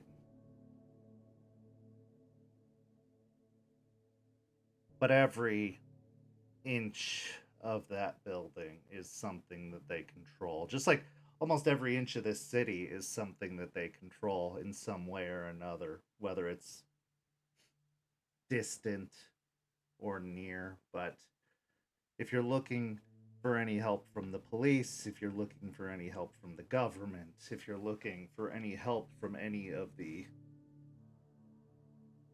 muckety mucks in this town, you're not going to find it. Because however you line their pockets, whatever promises you whisper into their ears, it's going to fall on deaf ears because they've been promised something more and they've been lined quite well. This city is controlled by someone whose name even I don't know. You mentioned Bateman. Yeah, he's one of the muckety mucks, the head of a family, so to speak, kind of like a mafia movie. He stands on top of that particular family, but there are a lot of families in this city. All of them with their own interests, all of them with their own influence. And when they have to, they work together. But only when they have to. They would as soon turn on each other as they would work together. But when a unified threat shows up, whether it's hunters, vampire hunters, and I'm not talking Buffy here, I'm talking, more of your Van Helsing types. Whether it's. I'm assuming you have a special word. I can't call you the word that I would call you, so I'm just going to skip over it. Whatever you are. Whatever fancy high term that you're calling yourselves, because we know the derogatory. They will unite against you, or at least feign to unite to allow one of them to move up in rank or take some sort of extra piece of land.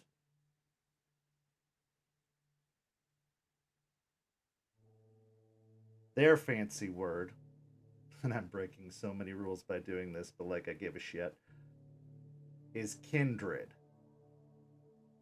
That's what they call themselves. I'm sure you know them as vampires, bloodsuckers, whatever kind of other derogatory. Leeches. Oh, that's a good one. Haven't heard that one before.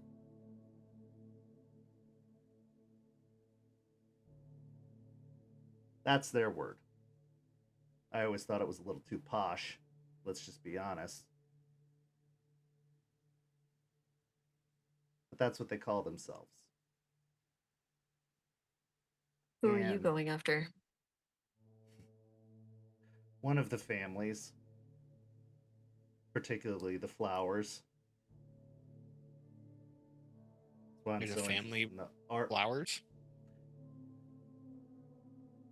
Yeah.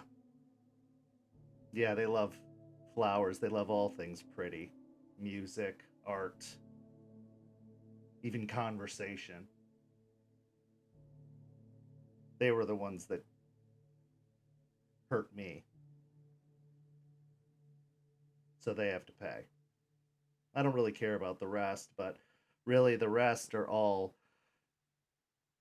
one in a way.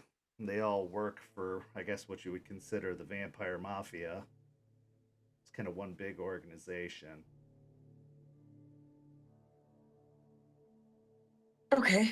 Any particular person? Because if we're, helping each other here, is there a particular person you're looking into, or see that as it goes? There is a particular person, but I think I'm going to keep that one close to the vest for now because I'd really rather be the one to make sure that they are gone personally. Okay, Sure, you don't take any offense to that. not at all. I'm not going to keep mine close to the chest.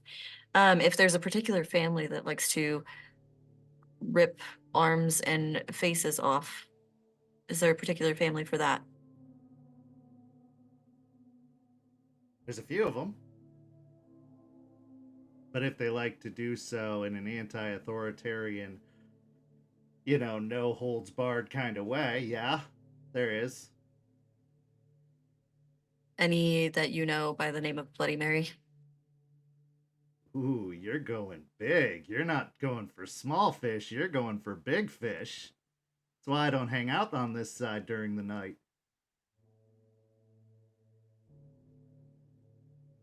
Yeah, I know her. Well, mostly stories.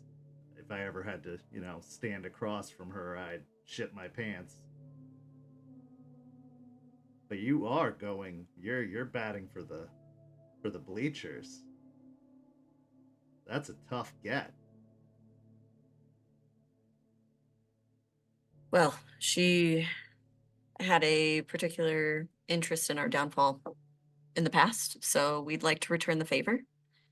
So any information could help with when it comes to that. Also, any information you have on Bateman as well. That's more of a personal vendetta on my side for me and a friend of mine. That'd be great as well. I don't have a lot on them specifically. Mostly stories, secondhand stuff. But I can get more. And if you are honest and amenable to a exchange of information, yeah, I could help you. I am, however, of humble means, so my access requires a bit more resources than I usually have access to. So if you have the means, I have the method. Could you not speak in riddles and just tell me what you need, please? Money. I need money. You Good. don't really have Okay. anything else to offer these types. Well, Nothing you of- said something about being a wizard, so I didn't know if you needed weird alchemy tools. Okay, so money it is. How much? It's going to be a case by case basis, but if you got $1,000 to start, that's a good opening bid. Not for me, though I will take my cut. No, I need to convince them to talk. And money talks, because even though vampires seem like they'd all be rich, a lot of them are broke. Like me. And if they don't have to go get a day job, not that they could, all the better. All right, how about we do this? I'll get back to you in let's say a week. Yeah, this number should be good for about another week. I'm gonna have to ditch it at some point, but I'll get another one and I'll make sure you have it. Where can I leave correspondence for you?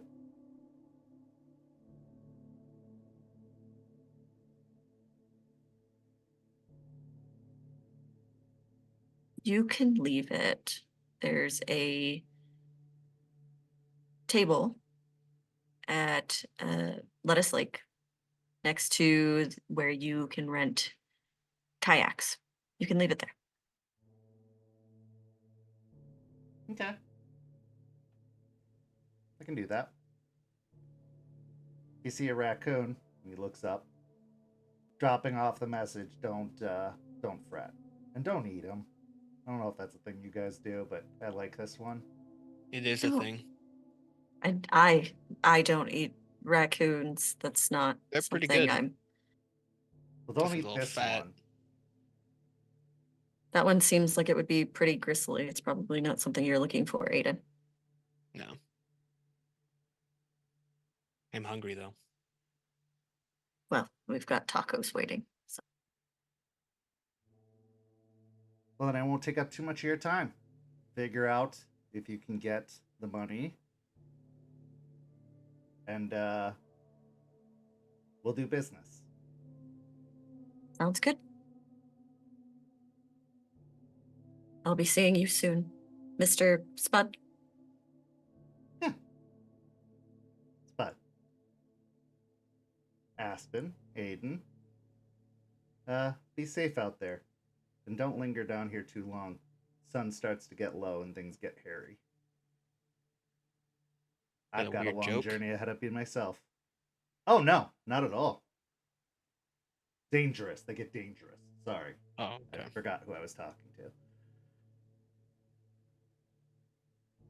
Okay, perfect. Well, thank you for indulging us, and I am looking forward to our correspondence in the future. Me too. As we leave, as we're kind of moving away, I would like to do sense the true form that we get as a pack through Star. Okay. So go ahead and explain what that does and what the role is. Yes, I have to pull it up because I don't have the one written down. Making your way across the street, heading over to the taco stand. Artie's already standing there with a couple of to-go containers of tacos, mostly several hard-shelled in one container, several soft-shelled in another. And he offers out the hard-shelled to Aiden. Thank you.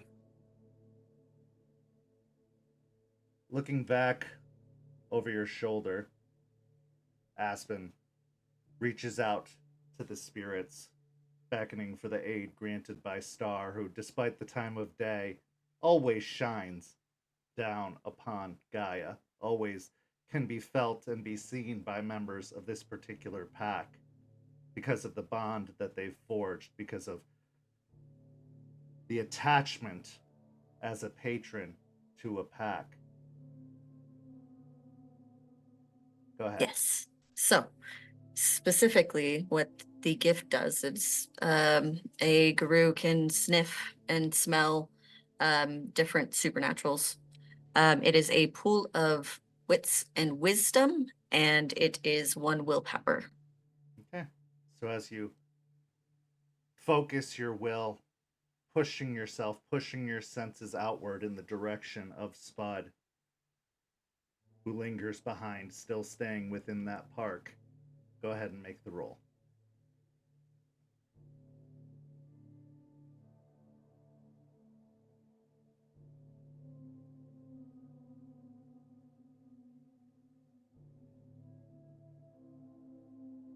Okay, so that would be 3. 3 successes. There's a lot of intrusive smells to be had in a downtown area.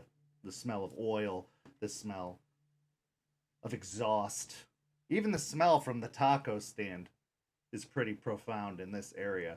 But you focus, trying to tune out all of those other smells, all of those other senses on Spud. And you smell death and decay. It's faint, fainter than most.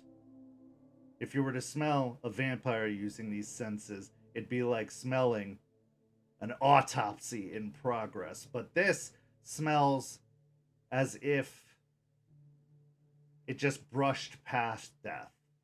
It's a faint whiff, but it is still very distinctly the whiff of vampire.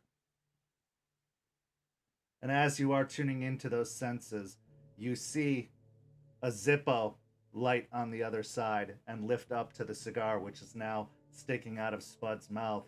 And that scent is almost immediately interrupted by the smell of cigar smoke, which masks your ability to detect much more. And also, in a cloud, masks his very appearance over on the park bench, making it hazy and foggy and really hard to detect exactly where he's sitting.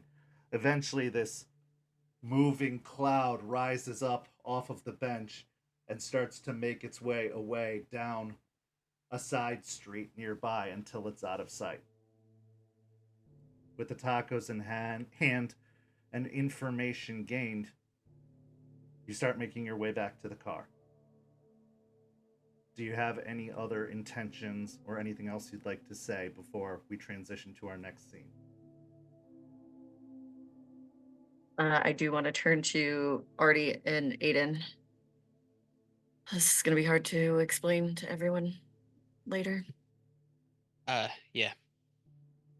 That's an understatement. I think it's a good plan, and we wanted someone to be inside, not necessarily inside, but they have information. So What happened? I saw your look, and I was trying to listen in as best as possible, but I couldn't hear anything. We met a very interesting,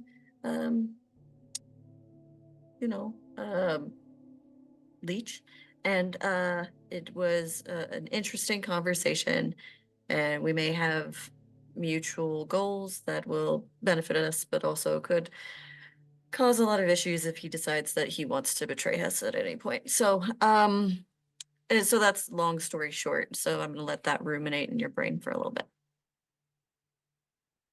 Okay. Well, this is gonna make things a little more complicated, it seems, but at least we know more than we did when we got here. yeah, he's after the Flower family. But like I don't know. gardeners? I don't know. Apparently, they wronged him, so his freedom got stolen by a flower. I'll explain more on the way home. All right. You make your way to the parking garage, getting in the same elevator, taking it up to the 5th floor where you parked, exiting out into the garage. You make your way over to Regina, climb in, and begin your drive out. And that's where we're going to go to break for a quick 5 to 7 minutes. Enjoy some artwork from our community, and we'll be back really, really soon. See you in a few minutes.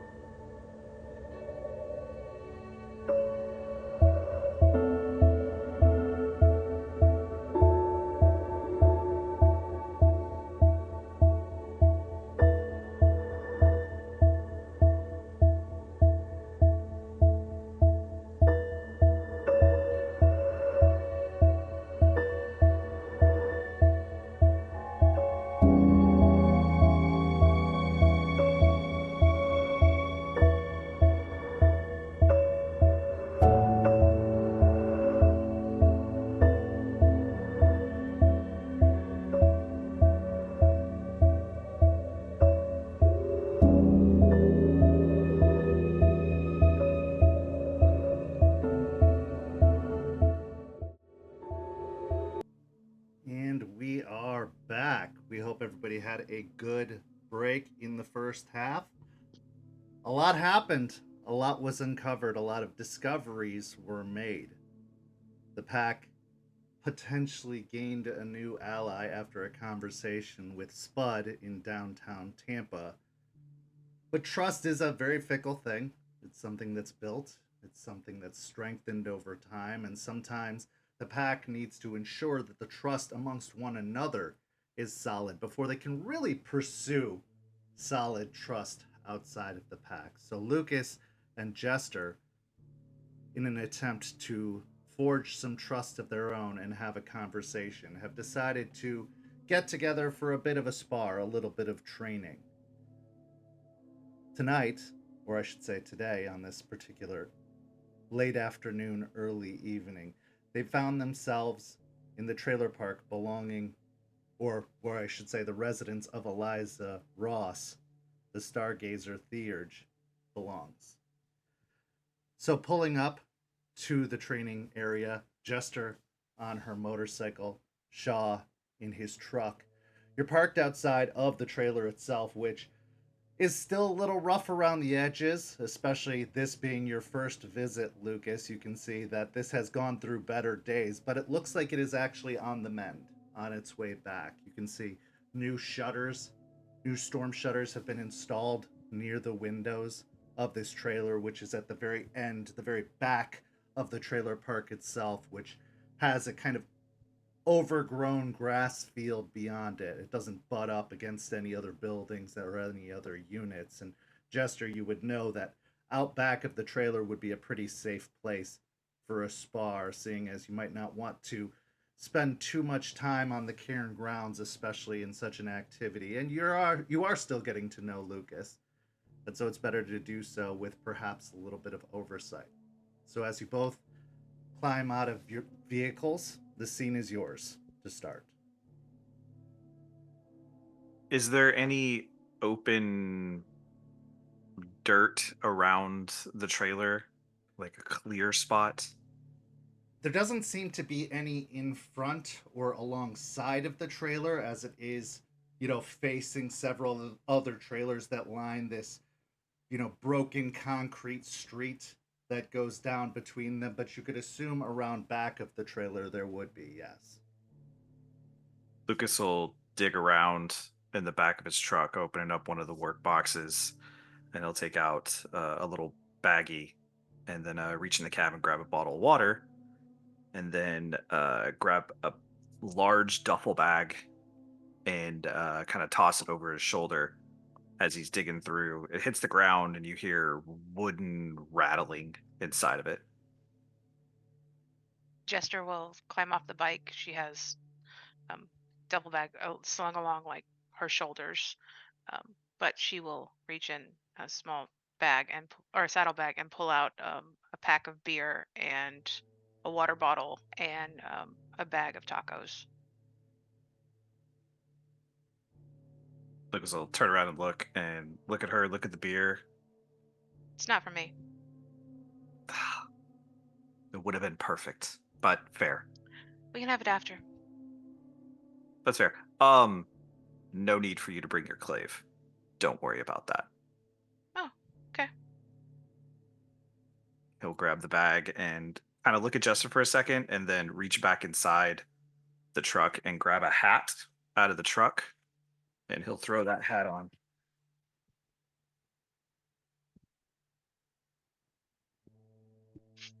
All right. I'm ready. All right.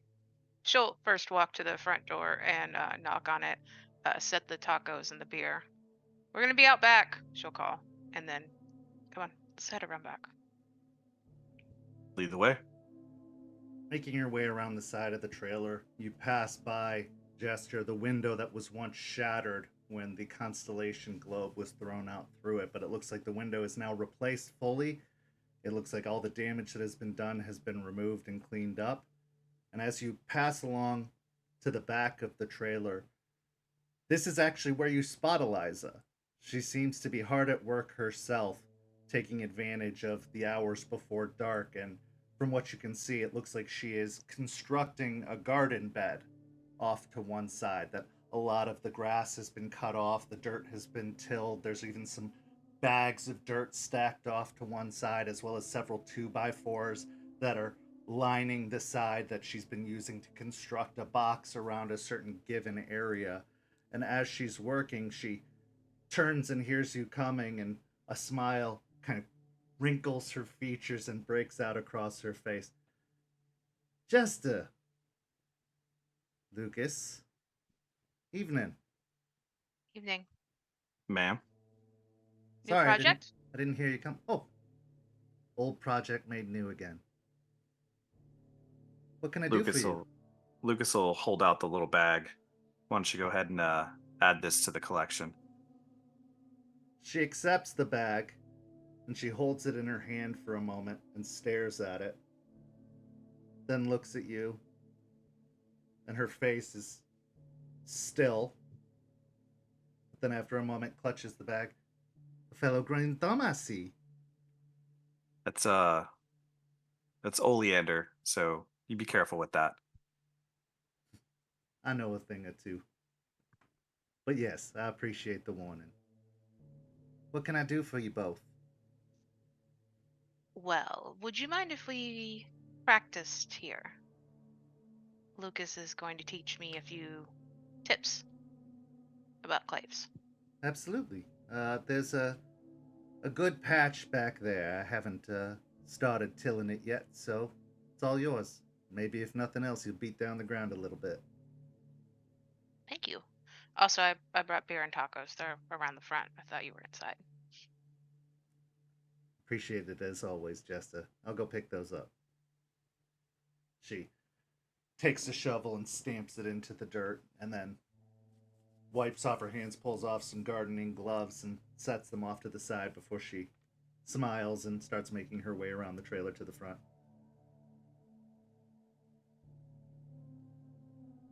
Lucas will head over to the empty area, and he'll open the bag. And the first thing he takes out is a baseball glove. And then he takes out a bat and sets that down, and then just starts tossing balls on the ground. He looks up at Jester and motions towards the bat. Is there a lot of balls you got? She'll pick up the baseball bat. You have no idea. We're going to check your form first. Okay. He'll walk a distance away, but not far enough that he can't talk. So, tell me the story. What story do you want to hear? We're here for claves, so how'd it get in your hands? Freddie gave it to me before he died. We were breaking into the prison to get my friends out after Bateman put them there, blaming us for the explosion that happened at Duke Energy. I'll pick up the bat and assume a form of ready to swing. Give me a composure and athletics roll, as strange as that may sound, as you try to find the proper place, but also to have the confidence to take that stance. Even though baseball, while all of us might dabble in it at a time or two when we're younger, it's not like riding a bike necessarily. It's a trained art that athletes have to work at diligently for most of their lives, especially in their youth and in their teens and 20s, to actually take any kind of skill in. 3 successes.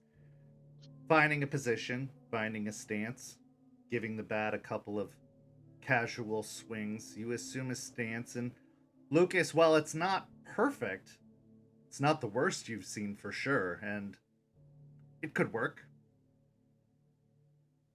He'll kind of stare down for a moment, and then he'll wind up and send one in. Not too fast, but still tricky to hit. Okay. Give me a dexterity in athletics versus strength in athletics. Am I strength in athletics? Yes, you are strength in athletics. Okay.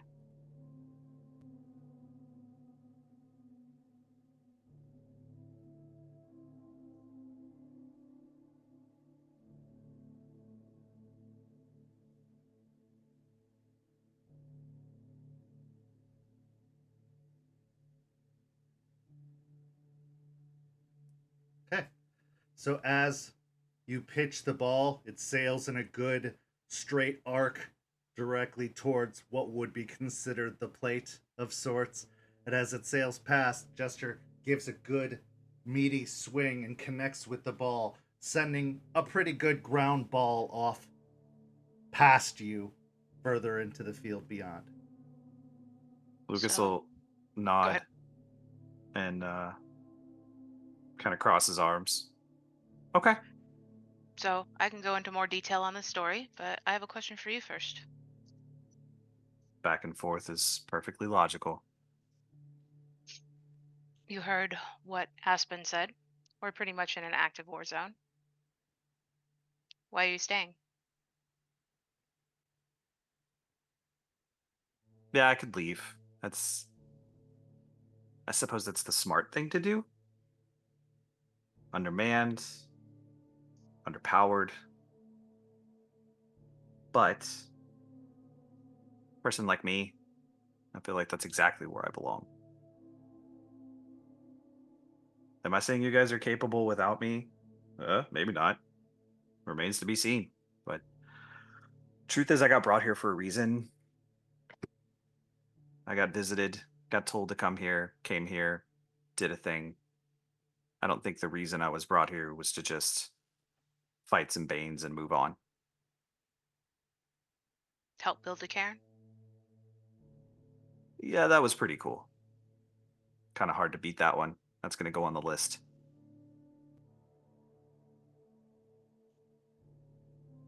I think, like you, because your reputation does precede you. You know that, right? Like you, I think this pack needs people that are going to do things that others are scared to do. You know, I didn't create that explosion, right? Ryder did. I just got blamed for it. Reputation's reputation, right? I suppose it's Sh-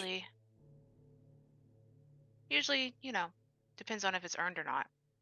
I'm not sure it's earned for me. Earned is a funny thing, right? It is. Because the only person that knows whether you earned it or not is you. I suppose. He'll just take a step back and send another one in. Let's do another dexterity in athletics versus strength in athletics.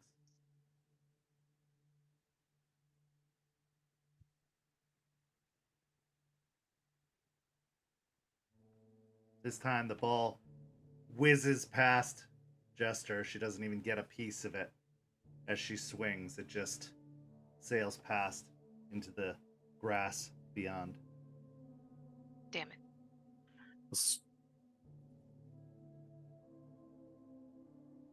Okay, what'd I do wrong?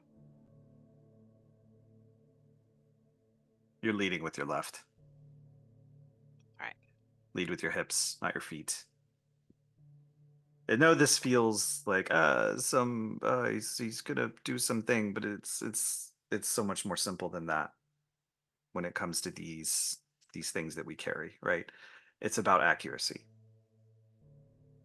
Because you know what they're meant for, right? Mm-hmm. And you know, carrying one, it's not an honor, right? Your friend didn't pass on a great legacy to you. He didn't hand you a thing that marked you as a great future hero. He gave you something to murder other Guru with. That's it. People that carry these, that's what we do. He might have thought differently. He got Yeah. it. He got it from the former SEP leader before him, BlackRock. After BlackRock basically made him leave when they were fighting Mary the first time.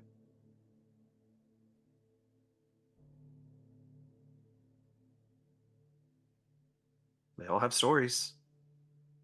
Every one of them. So what's going to be the story for yours? I guess that's still yet to be determined. What do you want to do with it?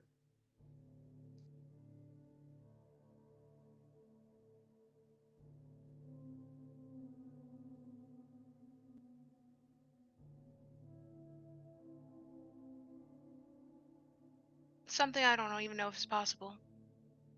Take Mary's head.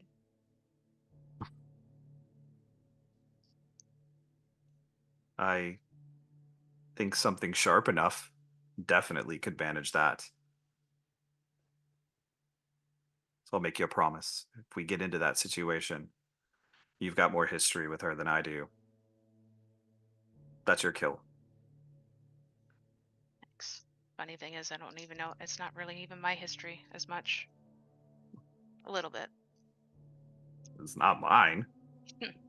Yeah.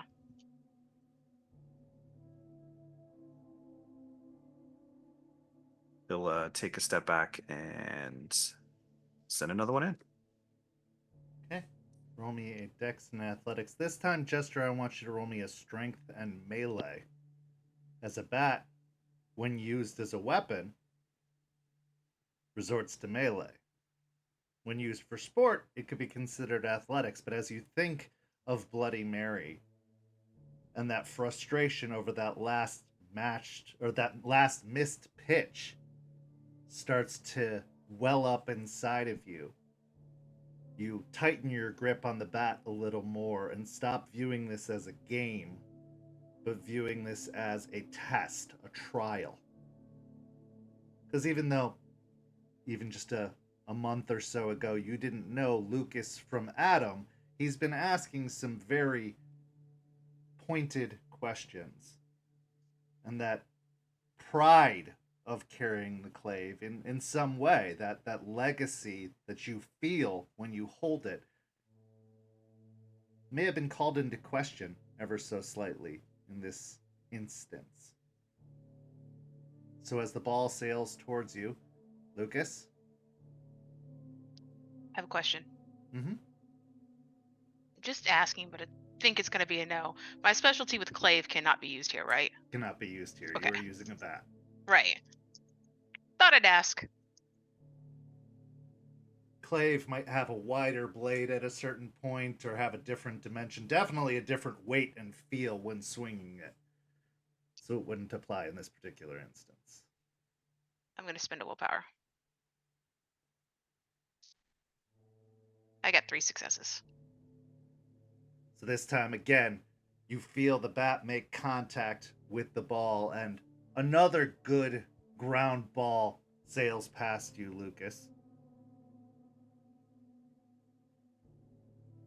It's a good hit.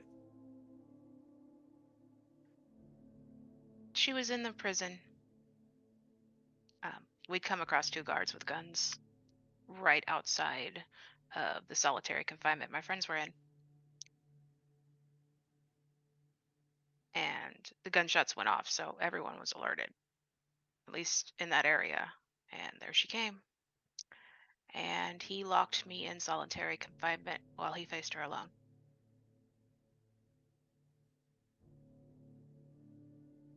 And I had a choice, I guess, try to stop them or break down the wall and try to get the people we came for out.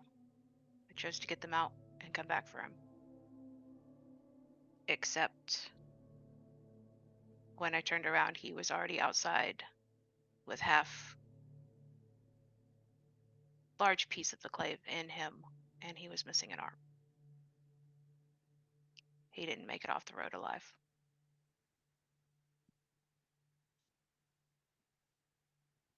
Do you feel like you made the right choice? Do you think you could have made a difference? No. I think she would have killed me. I think she would have killed you too. I'm not half the fighter Ryder was. That puts it into context for me.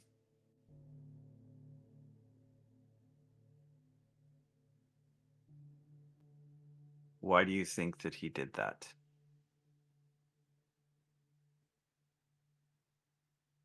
Let There's me no. ask more specifically. Do you think that he considered you a liability? And that's why he did it? No. I know why he did it. Earlier that night, I hadn't even thought about going to the prison. That was his idea. Aspen was really mad at me afterwards. But I'd gone to see him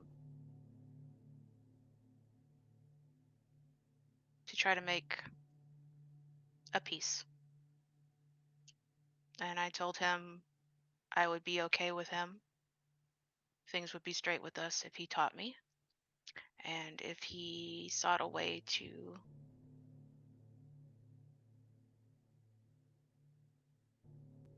get over the hog loss, to find a way to get better. He chose that as his way.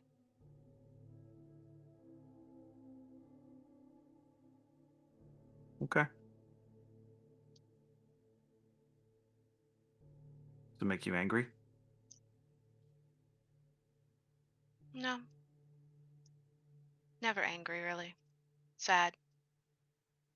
But I'm better now. Lucas will take his glove off and turn around, and he'll rub the ball, and then he'll look over his shoulder, kind of side-eyed at Jester, and I'm going to use Fatal Flaw. Okay. Go ahead and describe what that does and what the role is. So Fatal Flaw allows me to sense innately what a weakness is in a prey. So that is going to be my intelligence plus glory versus Jester's composure plus subterfuge. And if I succeed, I would either A, learn a new source of aggravated damage on the target, or just get +1 to damage. And is there a cost associated with it? 1 willpower. Okay. So as you study Jester, study her stance, try to recall the previous hits and misses, you focus and exert your will into study. Go ahead and make the rolls again.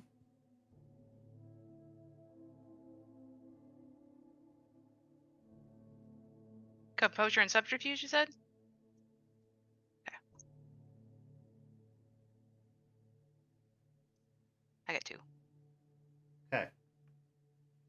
So you can see that you were right. She does lead with her left a significant deal. She also hesitates with her swing on certain swings, as if she doesn't have enough follow through behind it, or if she's questioning that she's swinging at the right time. The timing seems a little bit off. But you know, and you can tell, that if you cause her to miss enough times, she will overcompensate and overcommit. That she will stop pulling her swings and instead follow through maybe a little too much. That she'll go a little too hard at the ball and her frustration will rise, which will cause her accuracy to fall. So you can take a +1 on the next throw of dexterity and athletics. Jester, I want another strength and melee. Okay. I'm going to put this one right at her. At her body. Yes. Okay.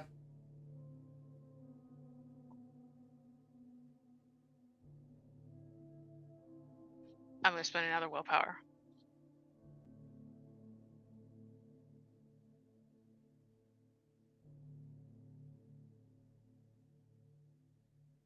Okay. So as the ball sails, Jester, you prepare, but then your eyes trace it as it goes off of the given track where you thought it was going.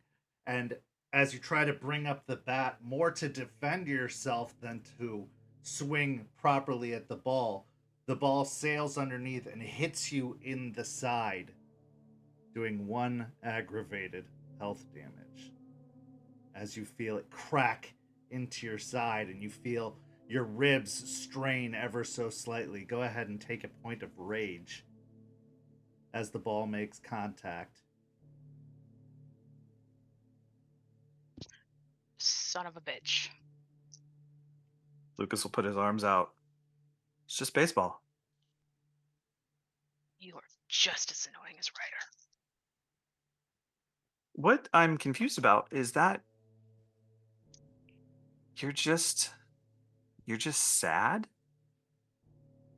That's the answer you're going to give me? You're not mad at all. I'm mad about a lot of things.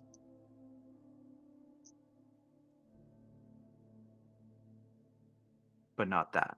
Not that. Do you think Ryder would have been mad? Oh, yeah.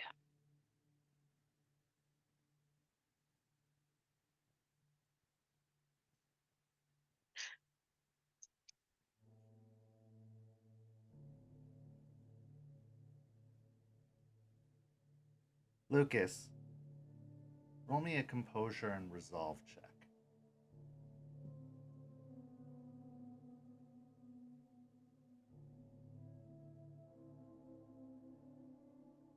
So what happens if we are outnumbered?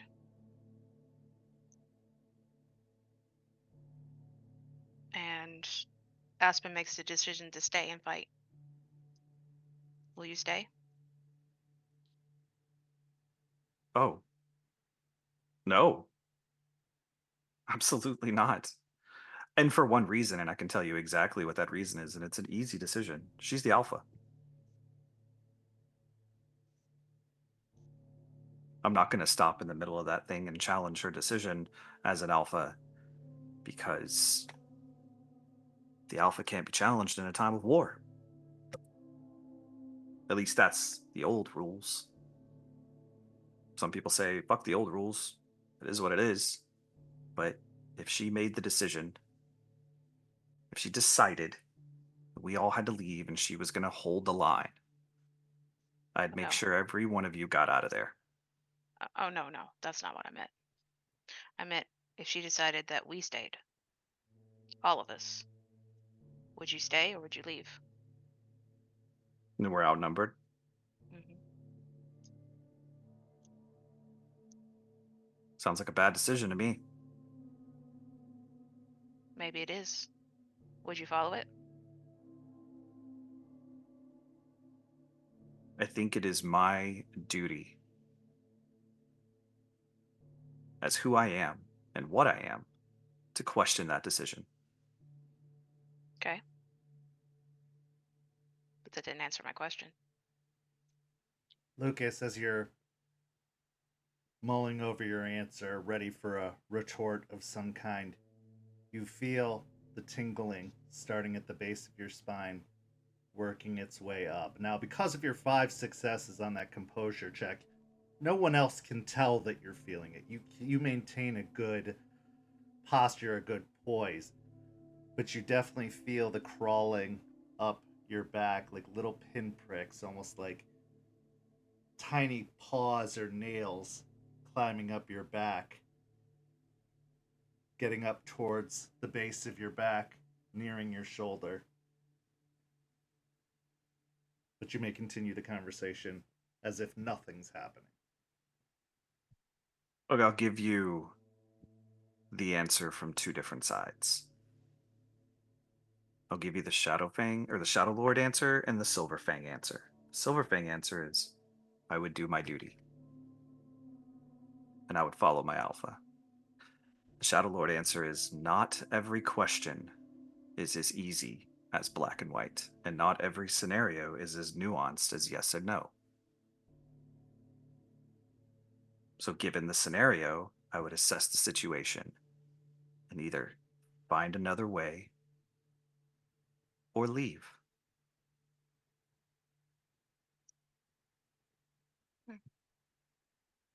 What about you?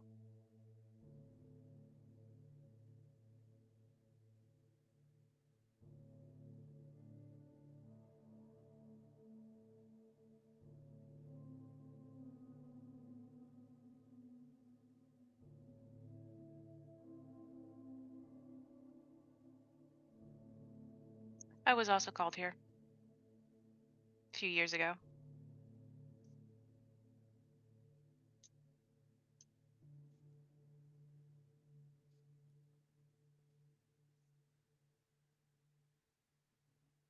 Yeah, I'd probably stay.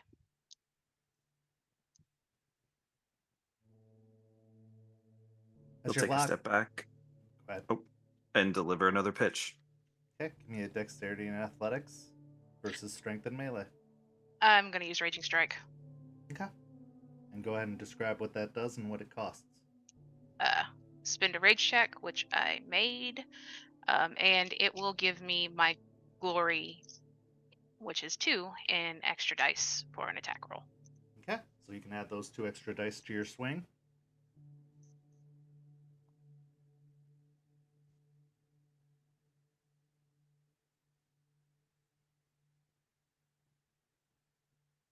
Six with a crit. This ball is a rocket.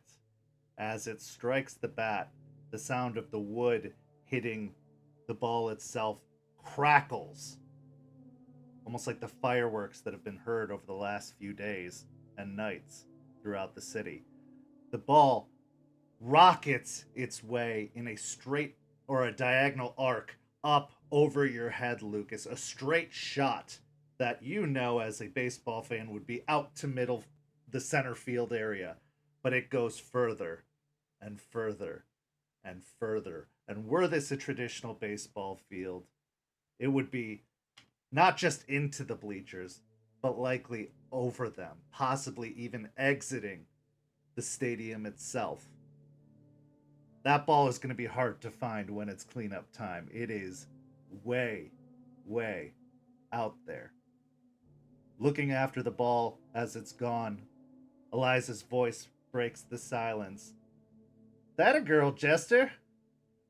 And you hear the unfolding of a lawn chair as she goes and pulls out a lawn chair and whips it out right next to the garden box and sits down, having the beer and the tacos nearby. She pops open one of the cans with that sharp hissing sound. And for a moment, Lucas, the sound of the hissing can makes you twitch a little bit. Just a little bit. Not enough that anybody else detects it.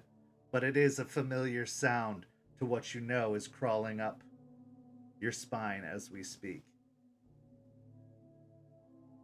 He'll turn and put his hands on his hips and just watch the ball sail away, and then just kind of shake his head and turn back around. I guess I owe you a baseball.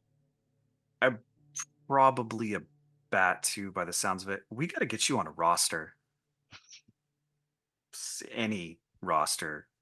You're gonna break some glass ceilings. This is gonna be great. Good. Good hit. You felt that one, didn't you? Yeah. That's where you have to be. Every time you swing that thing. It's made for us. Right? We're not creatures of sunshine and unicorns and rainbows. We're angry sons of bitches, every one of us. So you have to put that behind every hit. You're never going to get that head off of her body. Fair. I have one request. If it comes to it, tell us first. Don't just abandon us. You guys think I'm going to run away? It's only the second person to ask me that question. What is it about it? Half the Karen left last time. Yeah, well, they left after we made this Karen back to what it was, and I'm still here. No, half the Karen left 10 years ago. In the middle of trying to save themselves. Well, I'm not 10 years ago. Let's Good. be straight. I'm gonna do some stuff that's gonna piss you off. I've pissed you off today, but I mean, that was intentional. I'm sure you picked up on that. I'm I- definitely not anybody's best friend.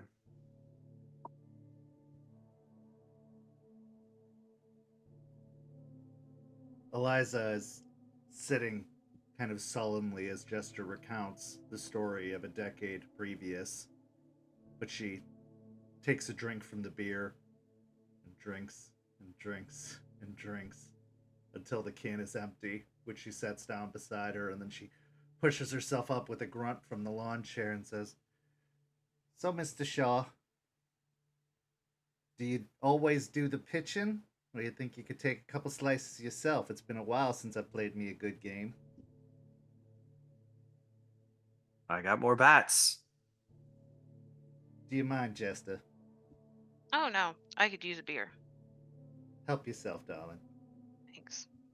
She shuffles her way across the grass, taking the place where Lucas once stood. Lucas, you go and grab another bat out of the bag and position yourself, taking your stance, which you have done many, many times before. It doesn't even require a roll for you to get into the right stance. Eliza rolls the ball between her hands and even fumbles and drops it to the ground and leans over and picks it up and goes, "You go easy on me now, you hear?" Yes, ma'am. The first few throws are clumsy at best, easy to say the least. You hit one after another after another. And as you do so, your confidence swells, your pride swells a little bit. Like maybe there's a little bit of pity, but really you like showing off. And Jester, you're seeing him cranking balls left and right, just sending them sailing out into the field beyond, not nearly as far as yours from your big swing, but definitely outpacing all of your little ground balls that you had early on. Lucas, as that pride swells, so too does the tingling. As you feel it come up onto your shoulder. Oh, this old woman. Are you playing her, or is she demeaning you?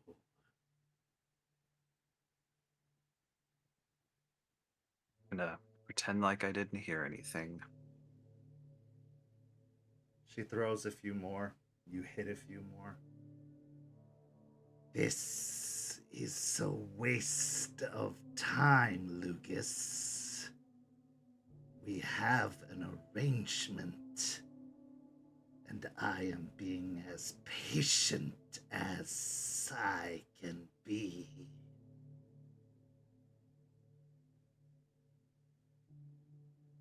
I'll take a step back like I'm stepping out of the batter box and give a few swings, kind of turning myself where I'm not facing either of them.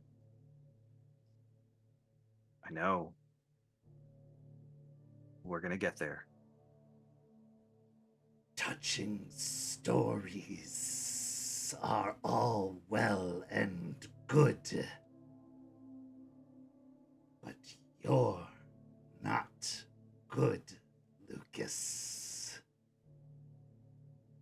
No matter what you would have them think.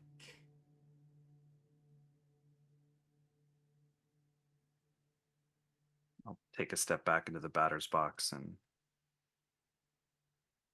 go back to being ready.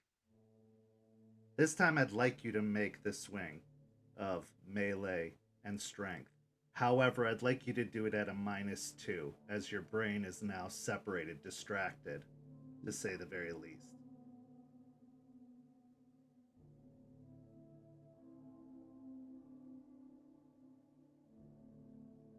You prepare to line up for another lofty, almost underhanded pitch, as if this were softball more than baseball. And you hear the voice once more say, We don't ask, we... And it's cut off as a rocket of a pitch slams into the very same shoulder where you feel the tingling, where you hear the voice coming from, and the tingling voice gives almost a yelp as the ball strikes your shoulder, sending you reeling backwards, doing 2 points of superficial damage. Nothing aggravated, but 2 points of superficial as it hits you. And Eliza kind of shrugs her shoulders. Guess there's some use in this old thing still. Sorry about that, Lucas. My aim was just atrocious. He'll start windmilling his arm, just trying to work out the numbness of the hit. Yeah, it's a wild pitch. It's fine. That's an arm. That's a hell of an arm. Well, I did play for the girls' team in Savannah, but I always felt like I was more suited for the boys. But it wasn't the times for that. I gotta get both of you on a roster. Oh, darling. I'm retired, don't you see? We'll find a beer league. Right? Beer league? Speaking of beer, it's getting a little hot out here. She starts fanning herself with her hand as she starts making her way back over to the chair.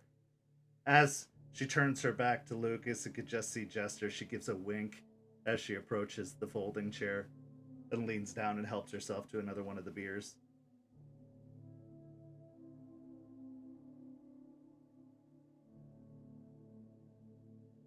You're not as bad off as I thought.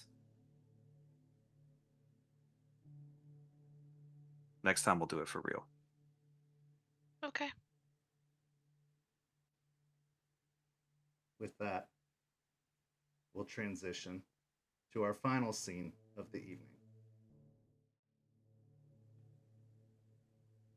In a conference room, high atop 100 North Tampa, we find the offices of Ballard, Anderson, and Bateman once more. Bateman sits behind the desk, doing his usual work, working with a quill pen as he fills out yet another piece of legal paperwork, one of many that many law firms go through. This time, the door doesn't open. Nobody arrives. Instead, out of the shadows coalesce a figure who takes form. They are, in a word, disgusting from head to toe. Horrors beyond imagination. Their face a disfigured and mangled mess. Except they have done the courtesy of wearing a mask covering the lower half of their face, making their voice a little bit more muffled. Long, pointed ears stick out from either side of the head, though one of the ears is notched severely, taking the point off almost entirely.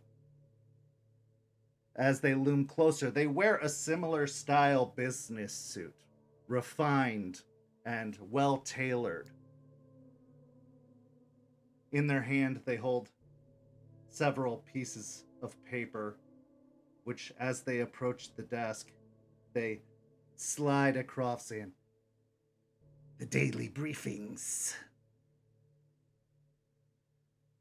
Bateman casually looks over to the papers and then nods his head. "Thank you, Masterson." "Of course. Anything for the prince. Just doing my duty. Speaking of which, I believe I'm owed something. My little pet project. You know the one. How are they doing?"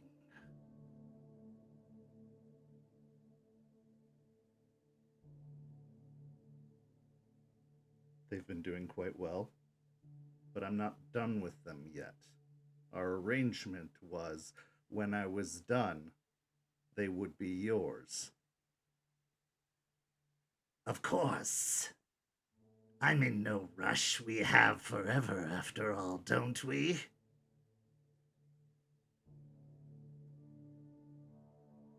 Seems that we do.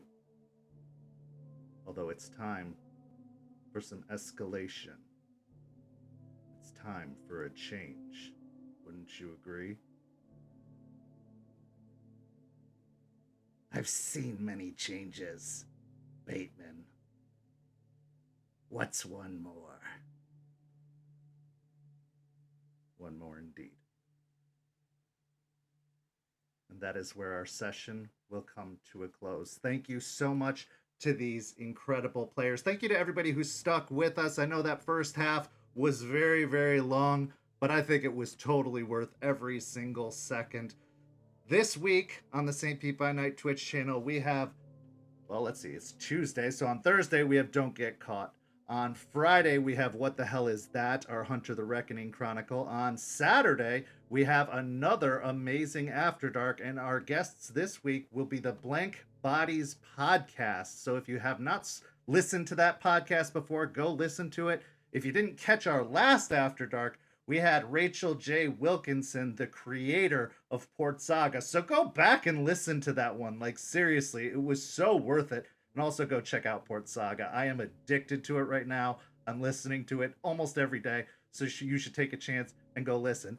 And then, of course, on Sunday, we have Bloody Strings. And join us back here on next Tuesday for another Rage Across Tampa. Go follow St. Pete by Night on all the social media listed down below. Go follow these incredible players. I promise you, it is absolutely worth the follow. And thank you so much for watching. We'll see you next week. Thank you, everybody.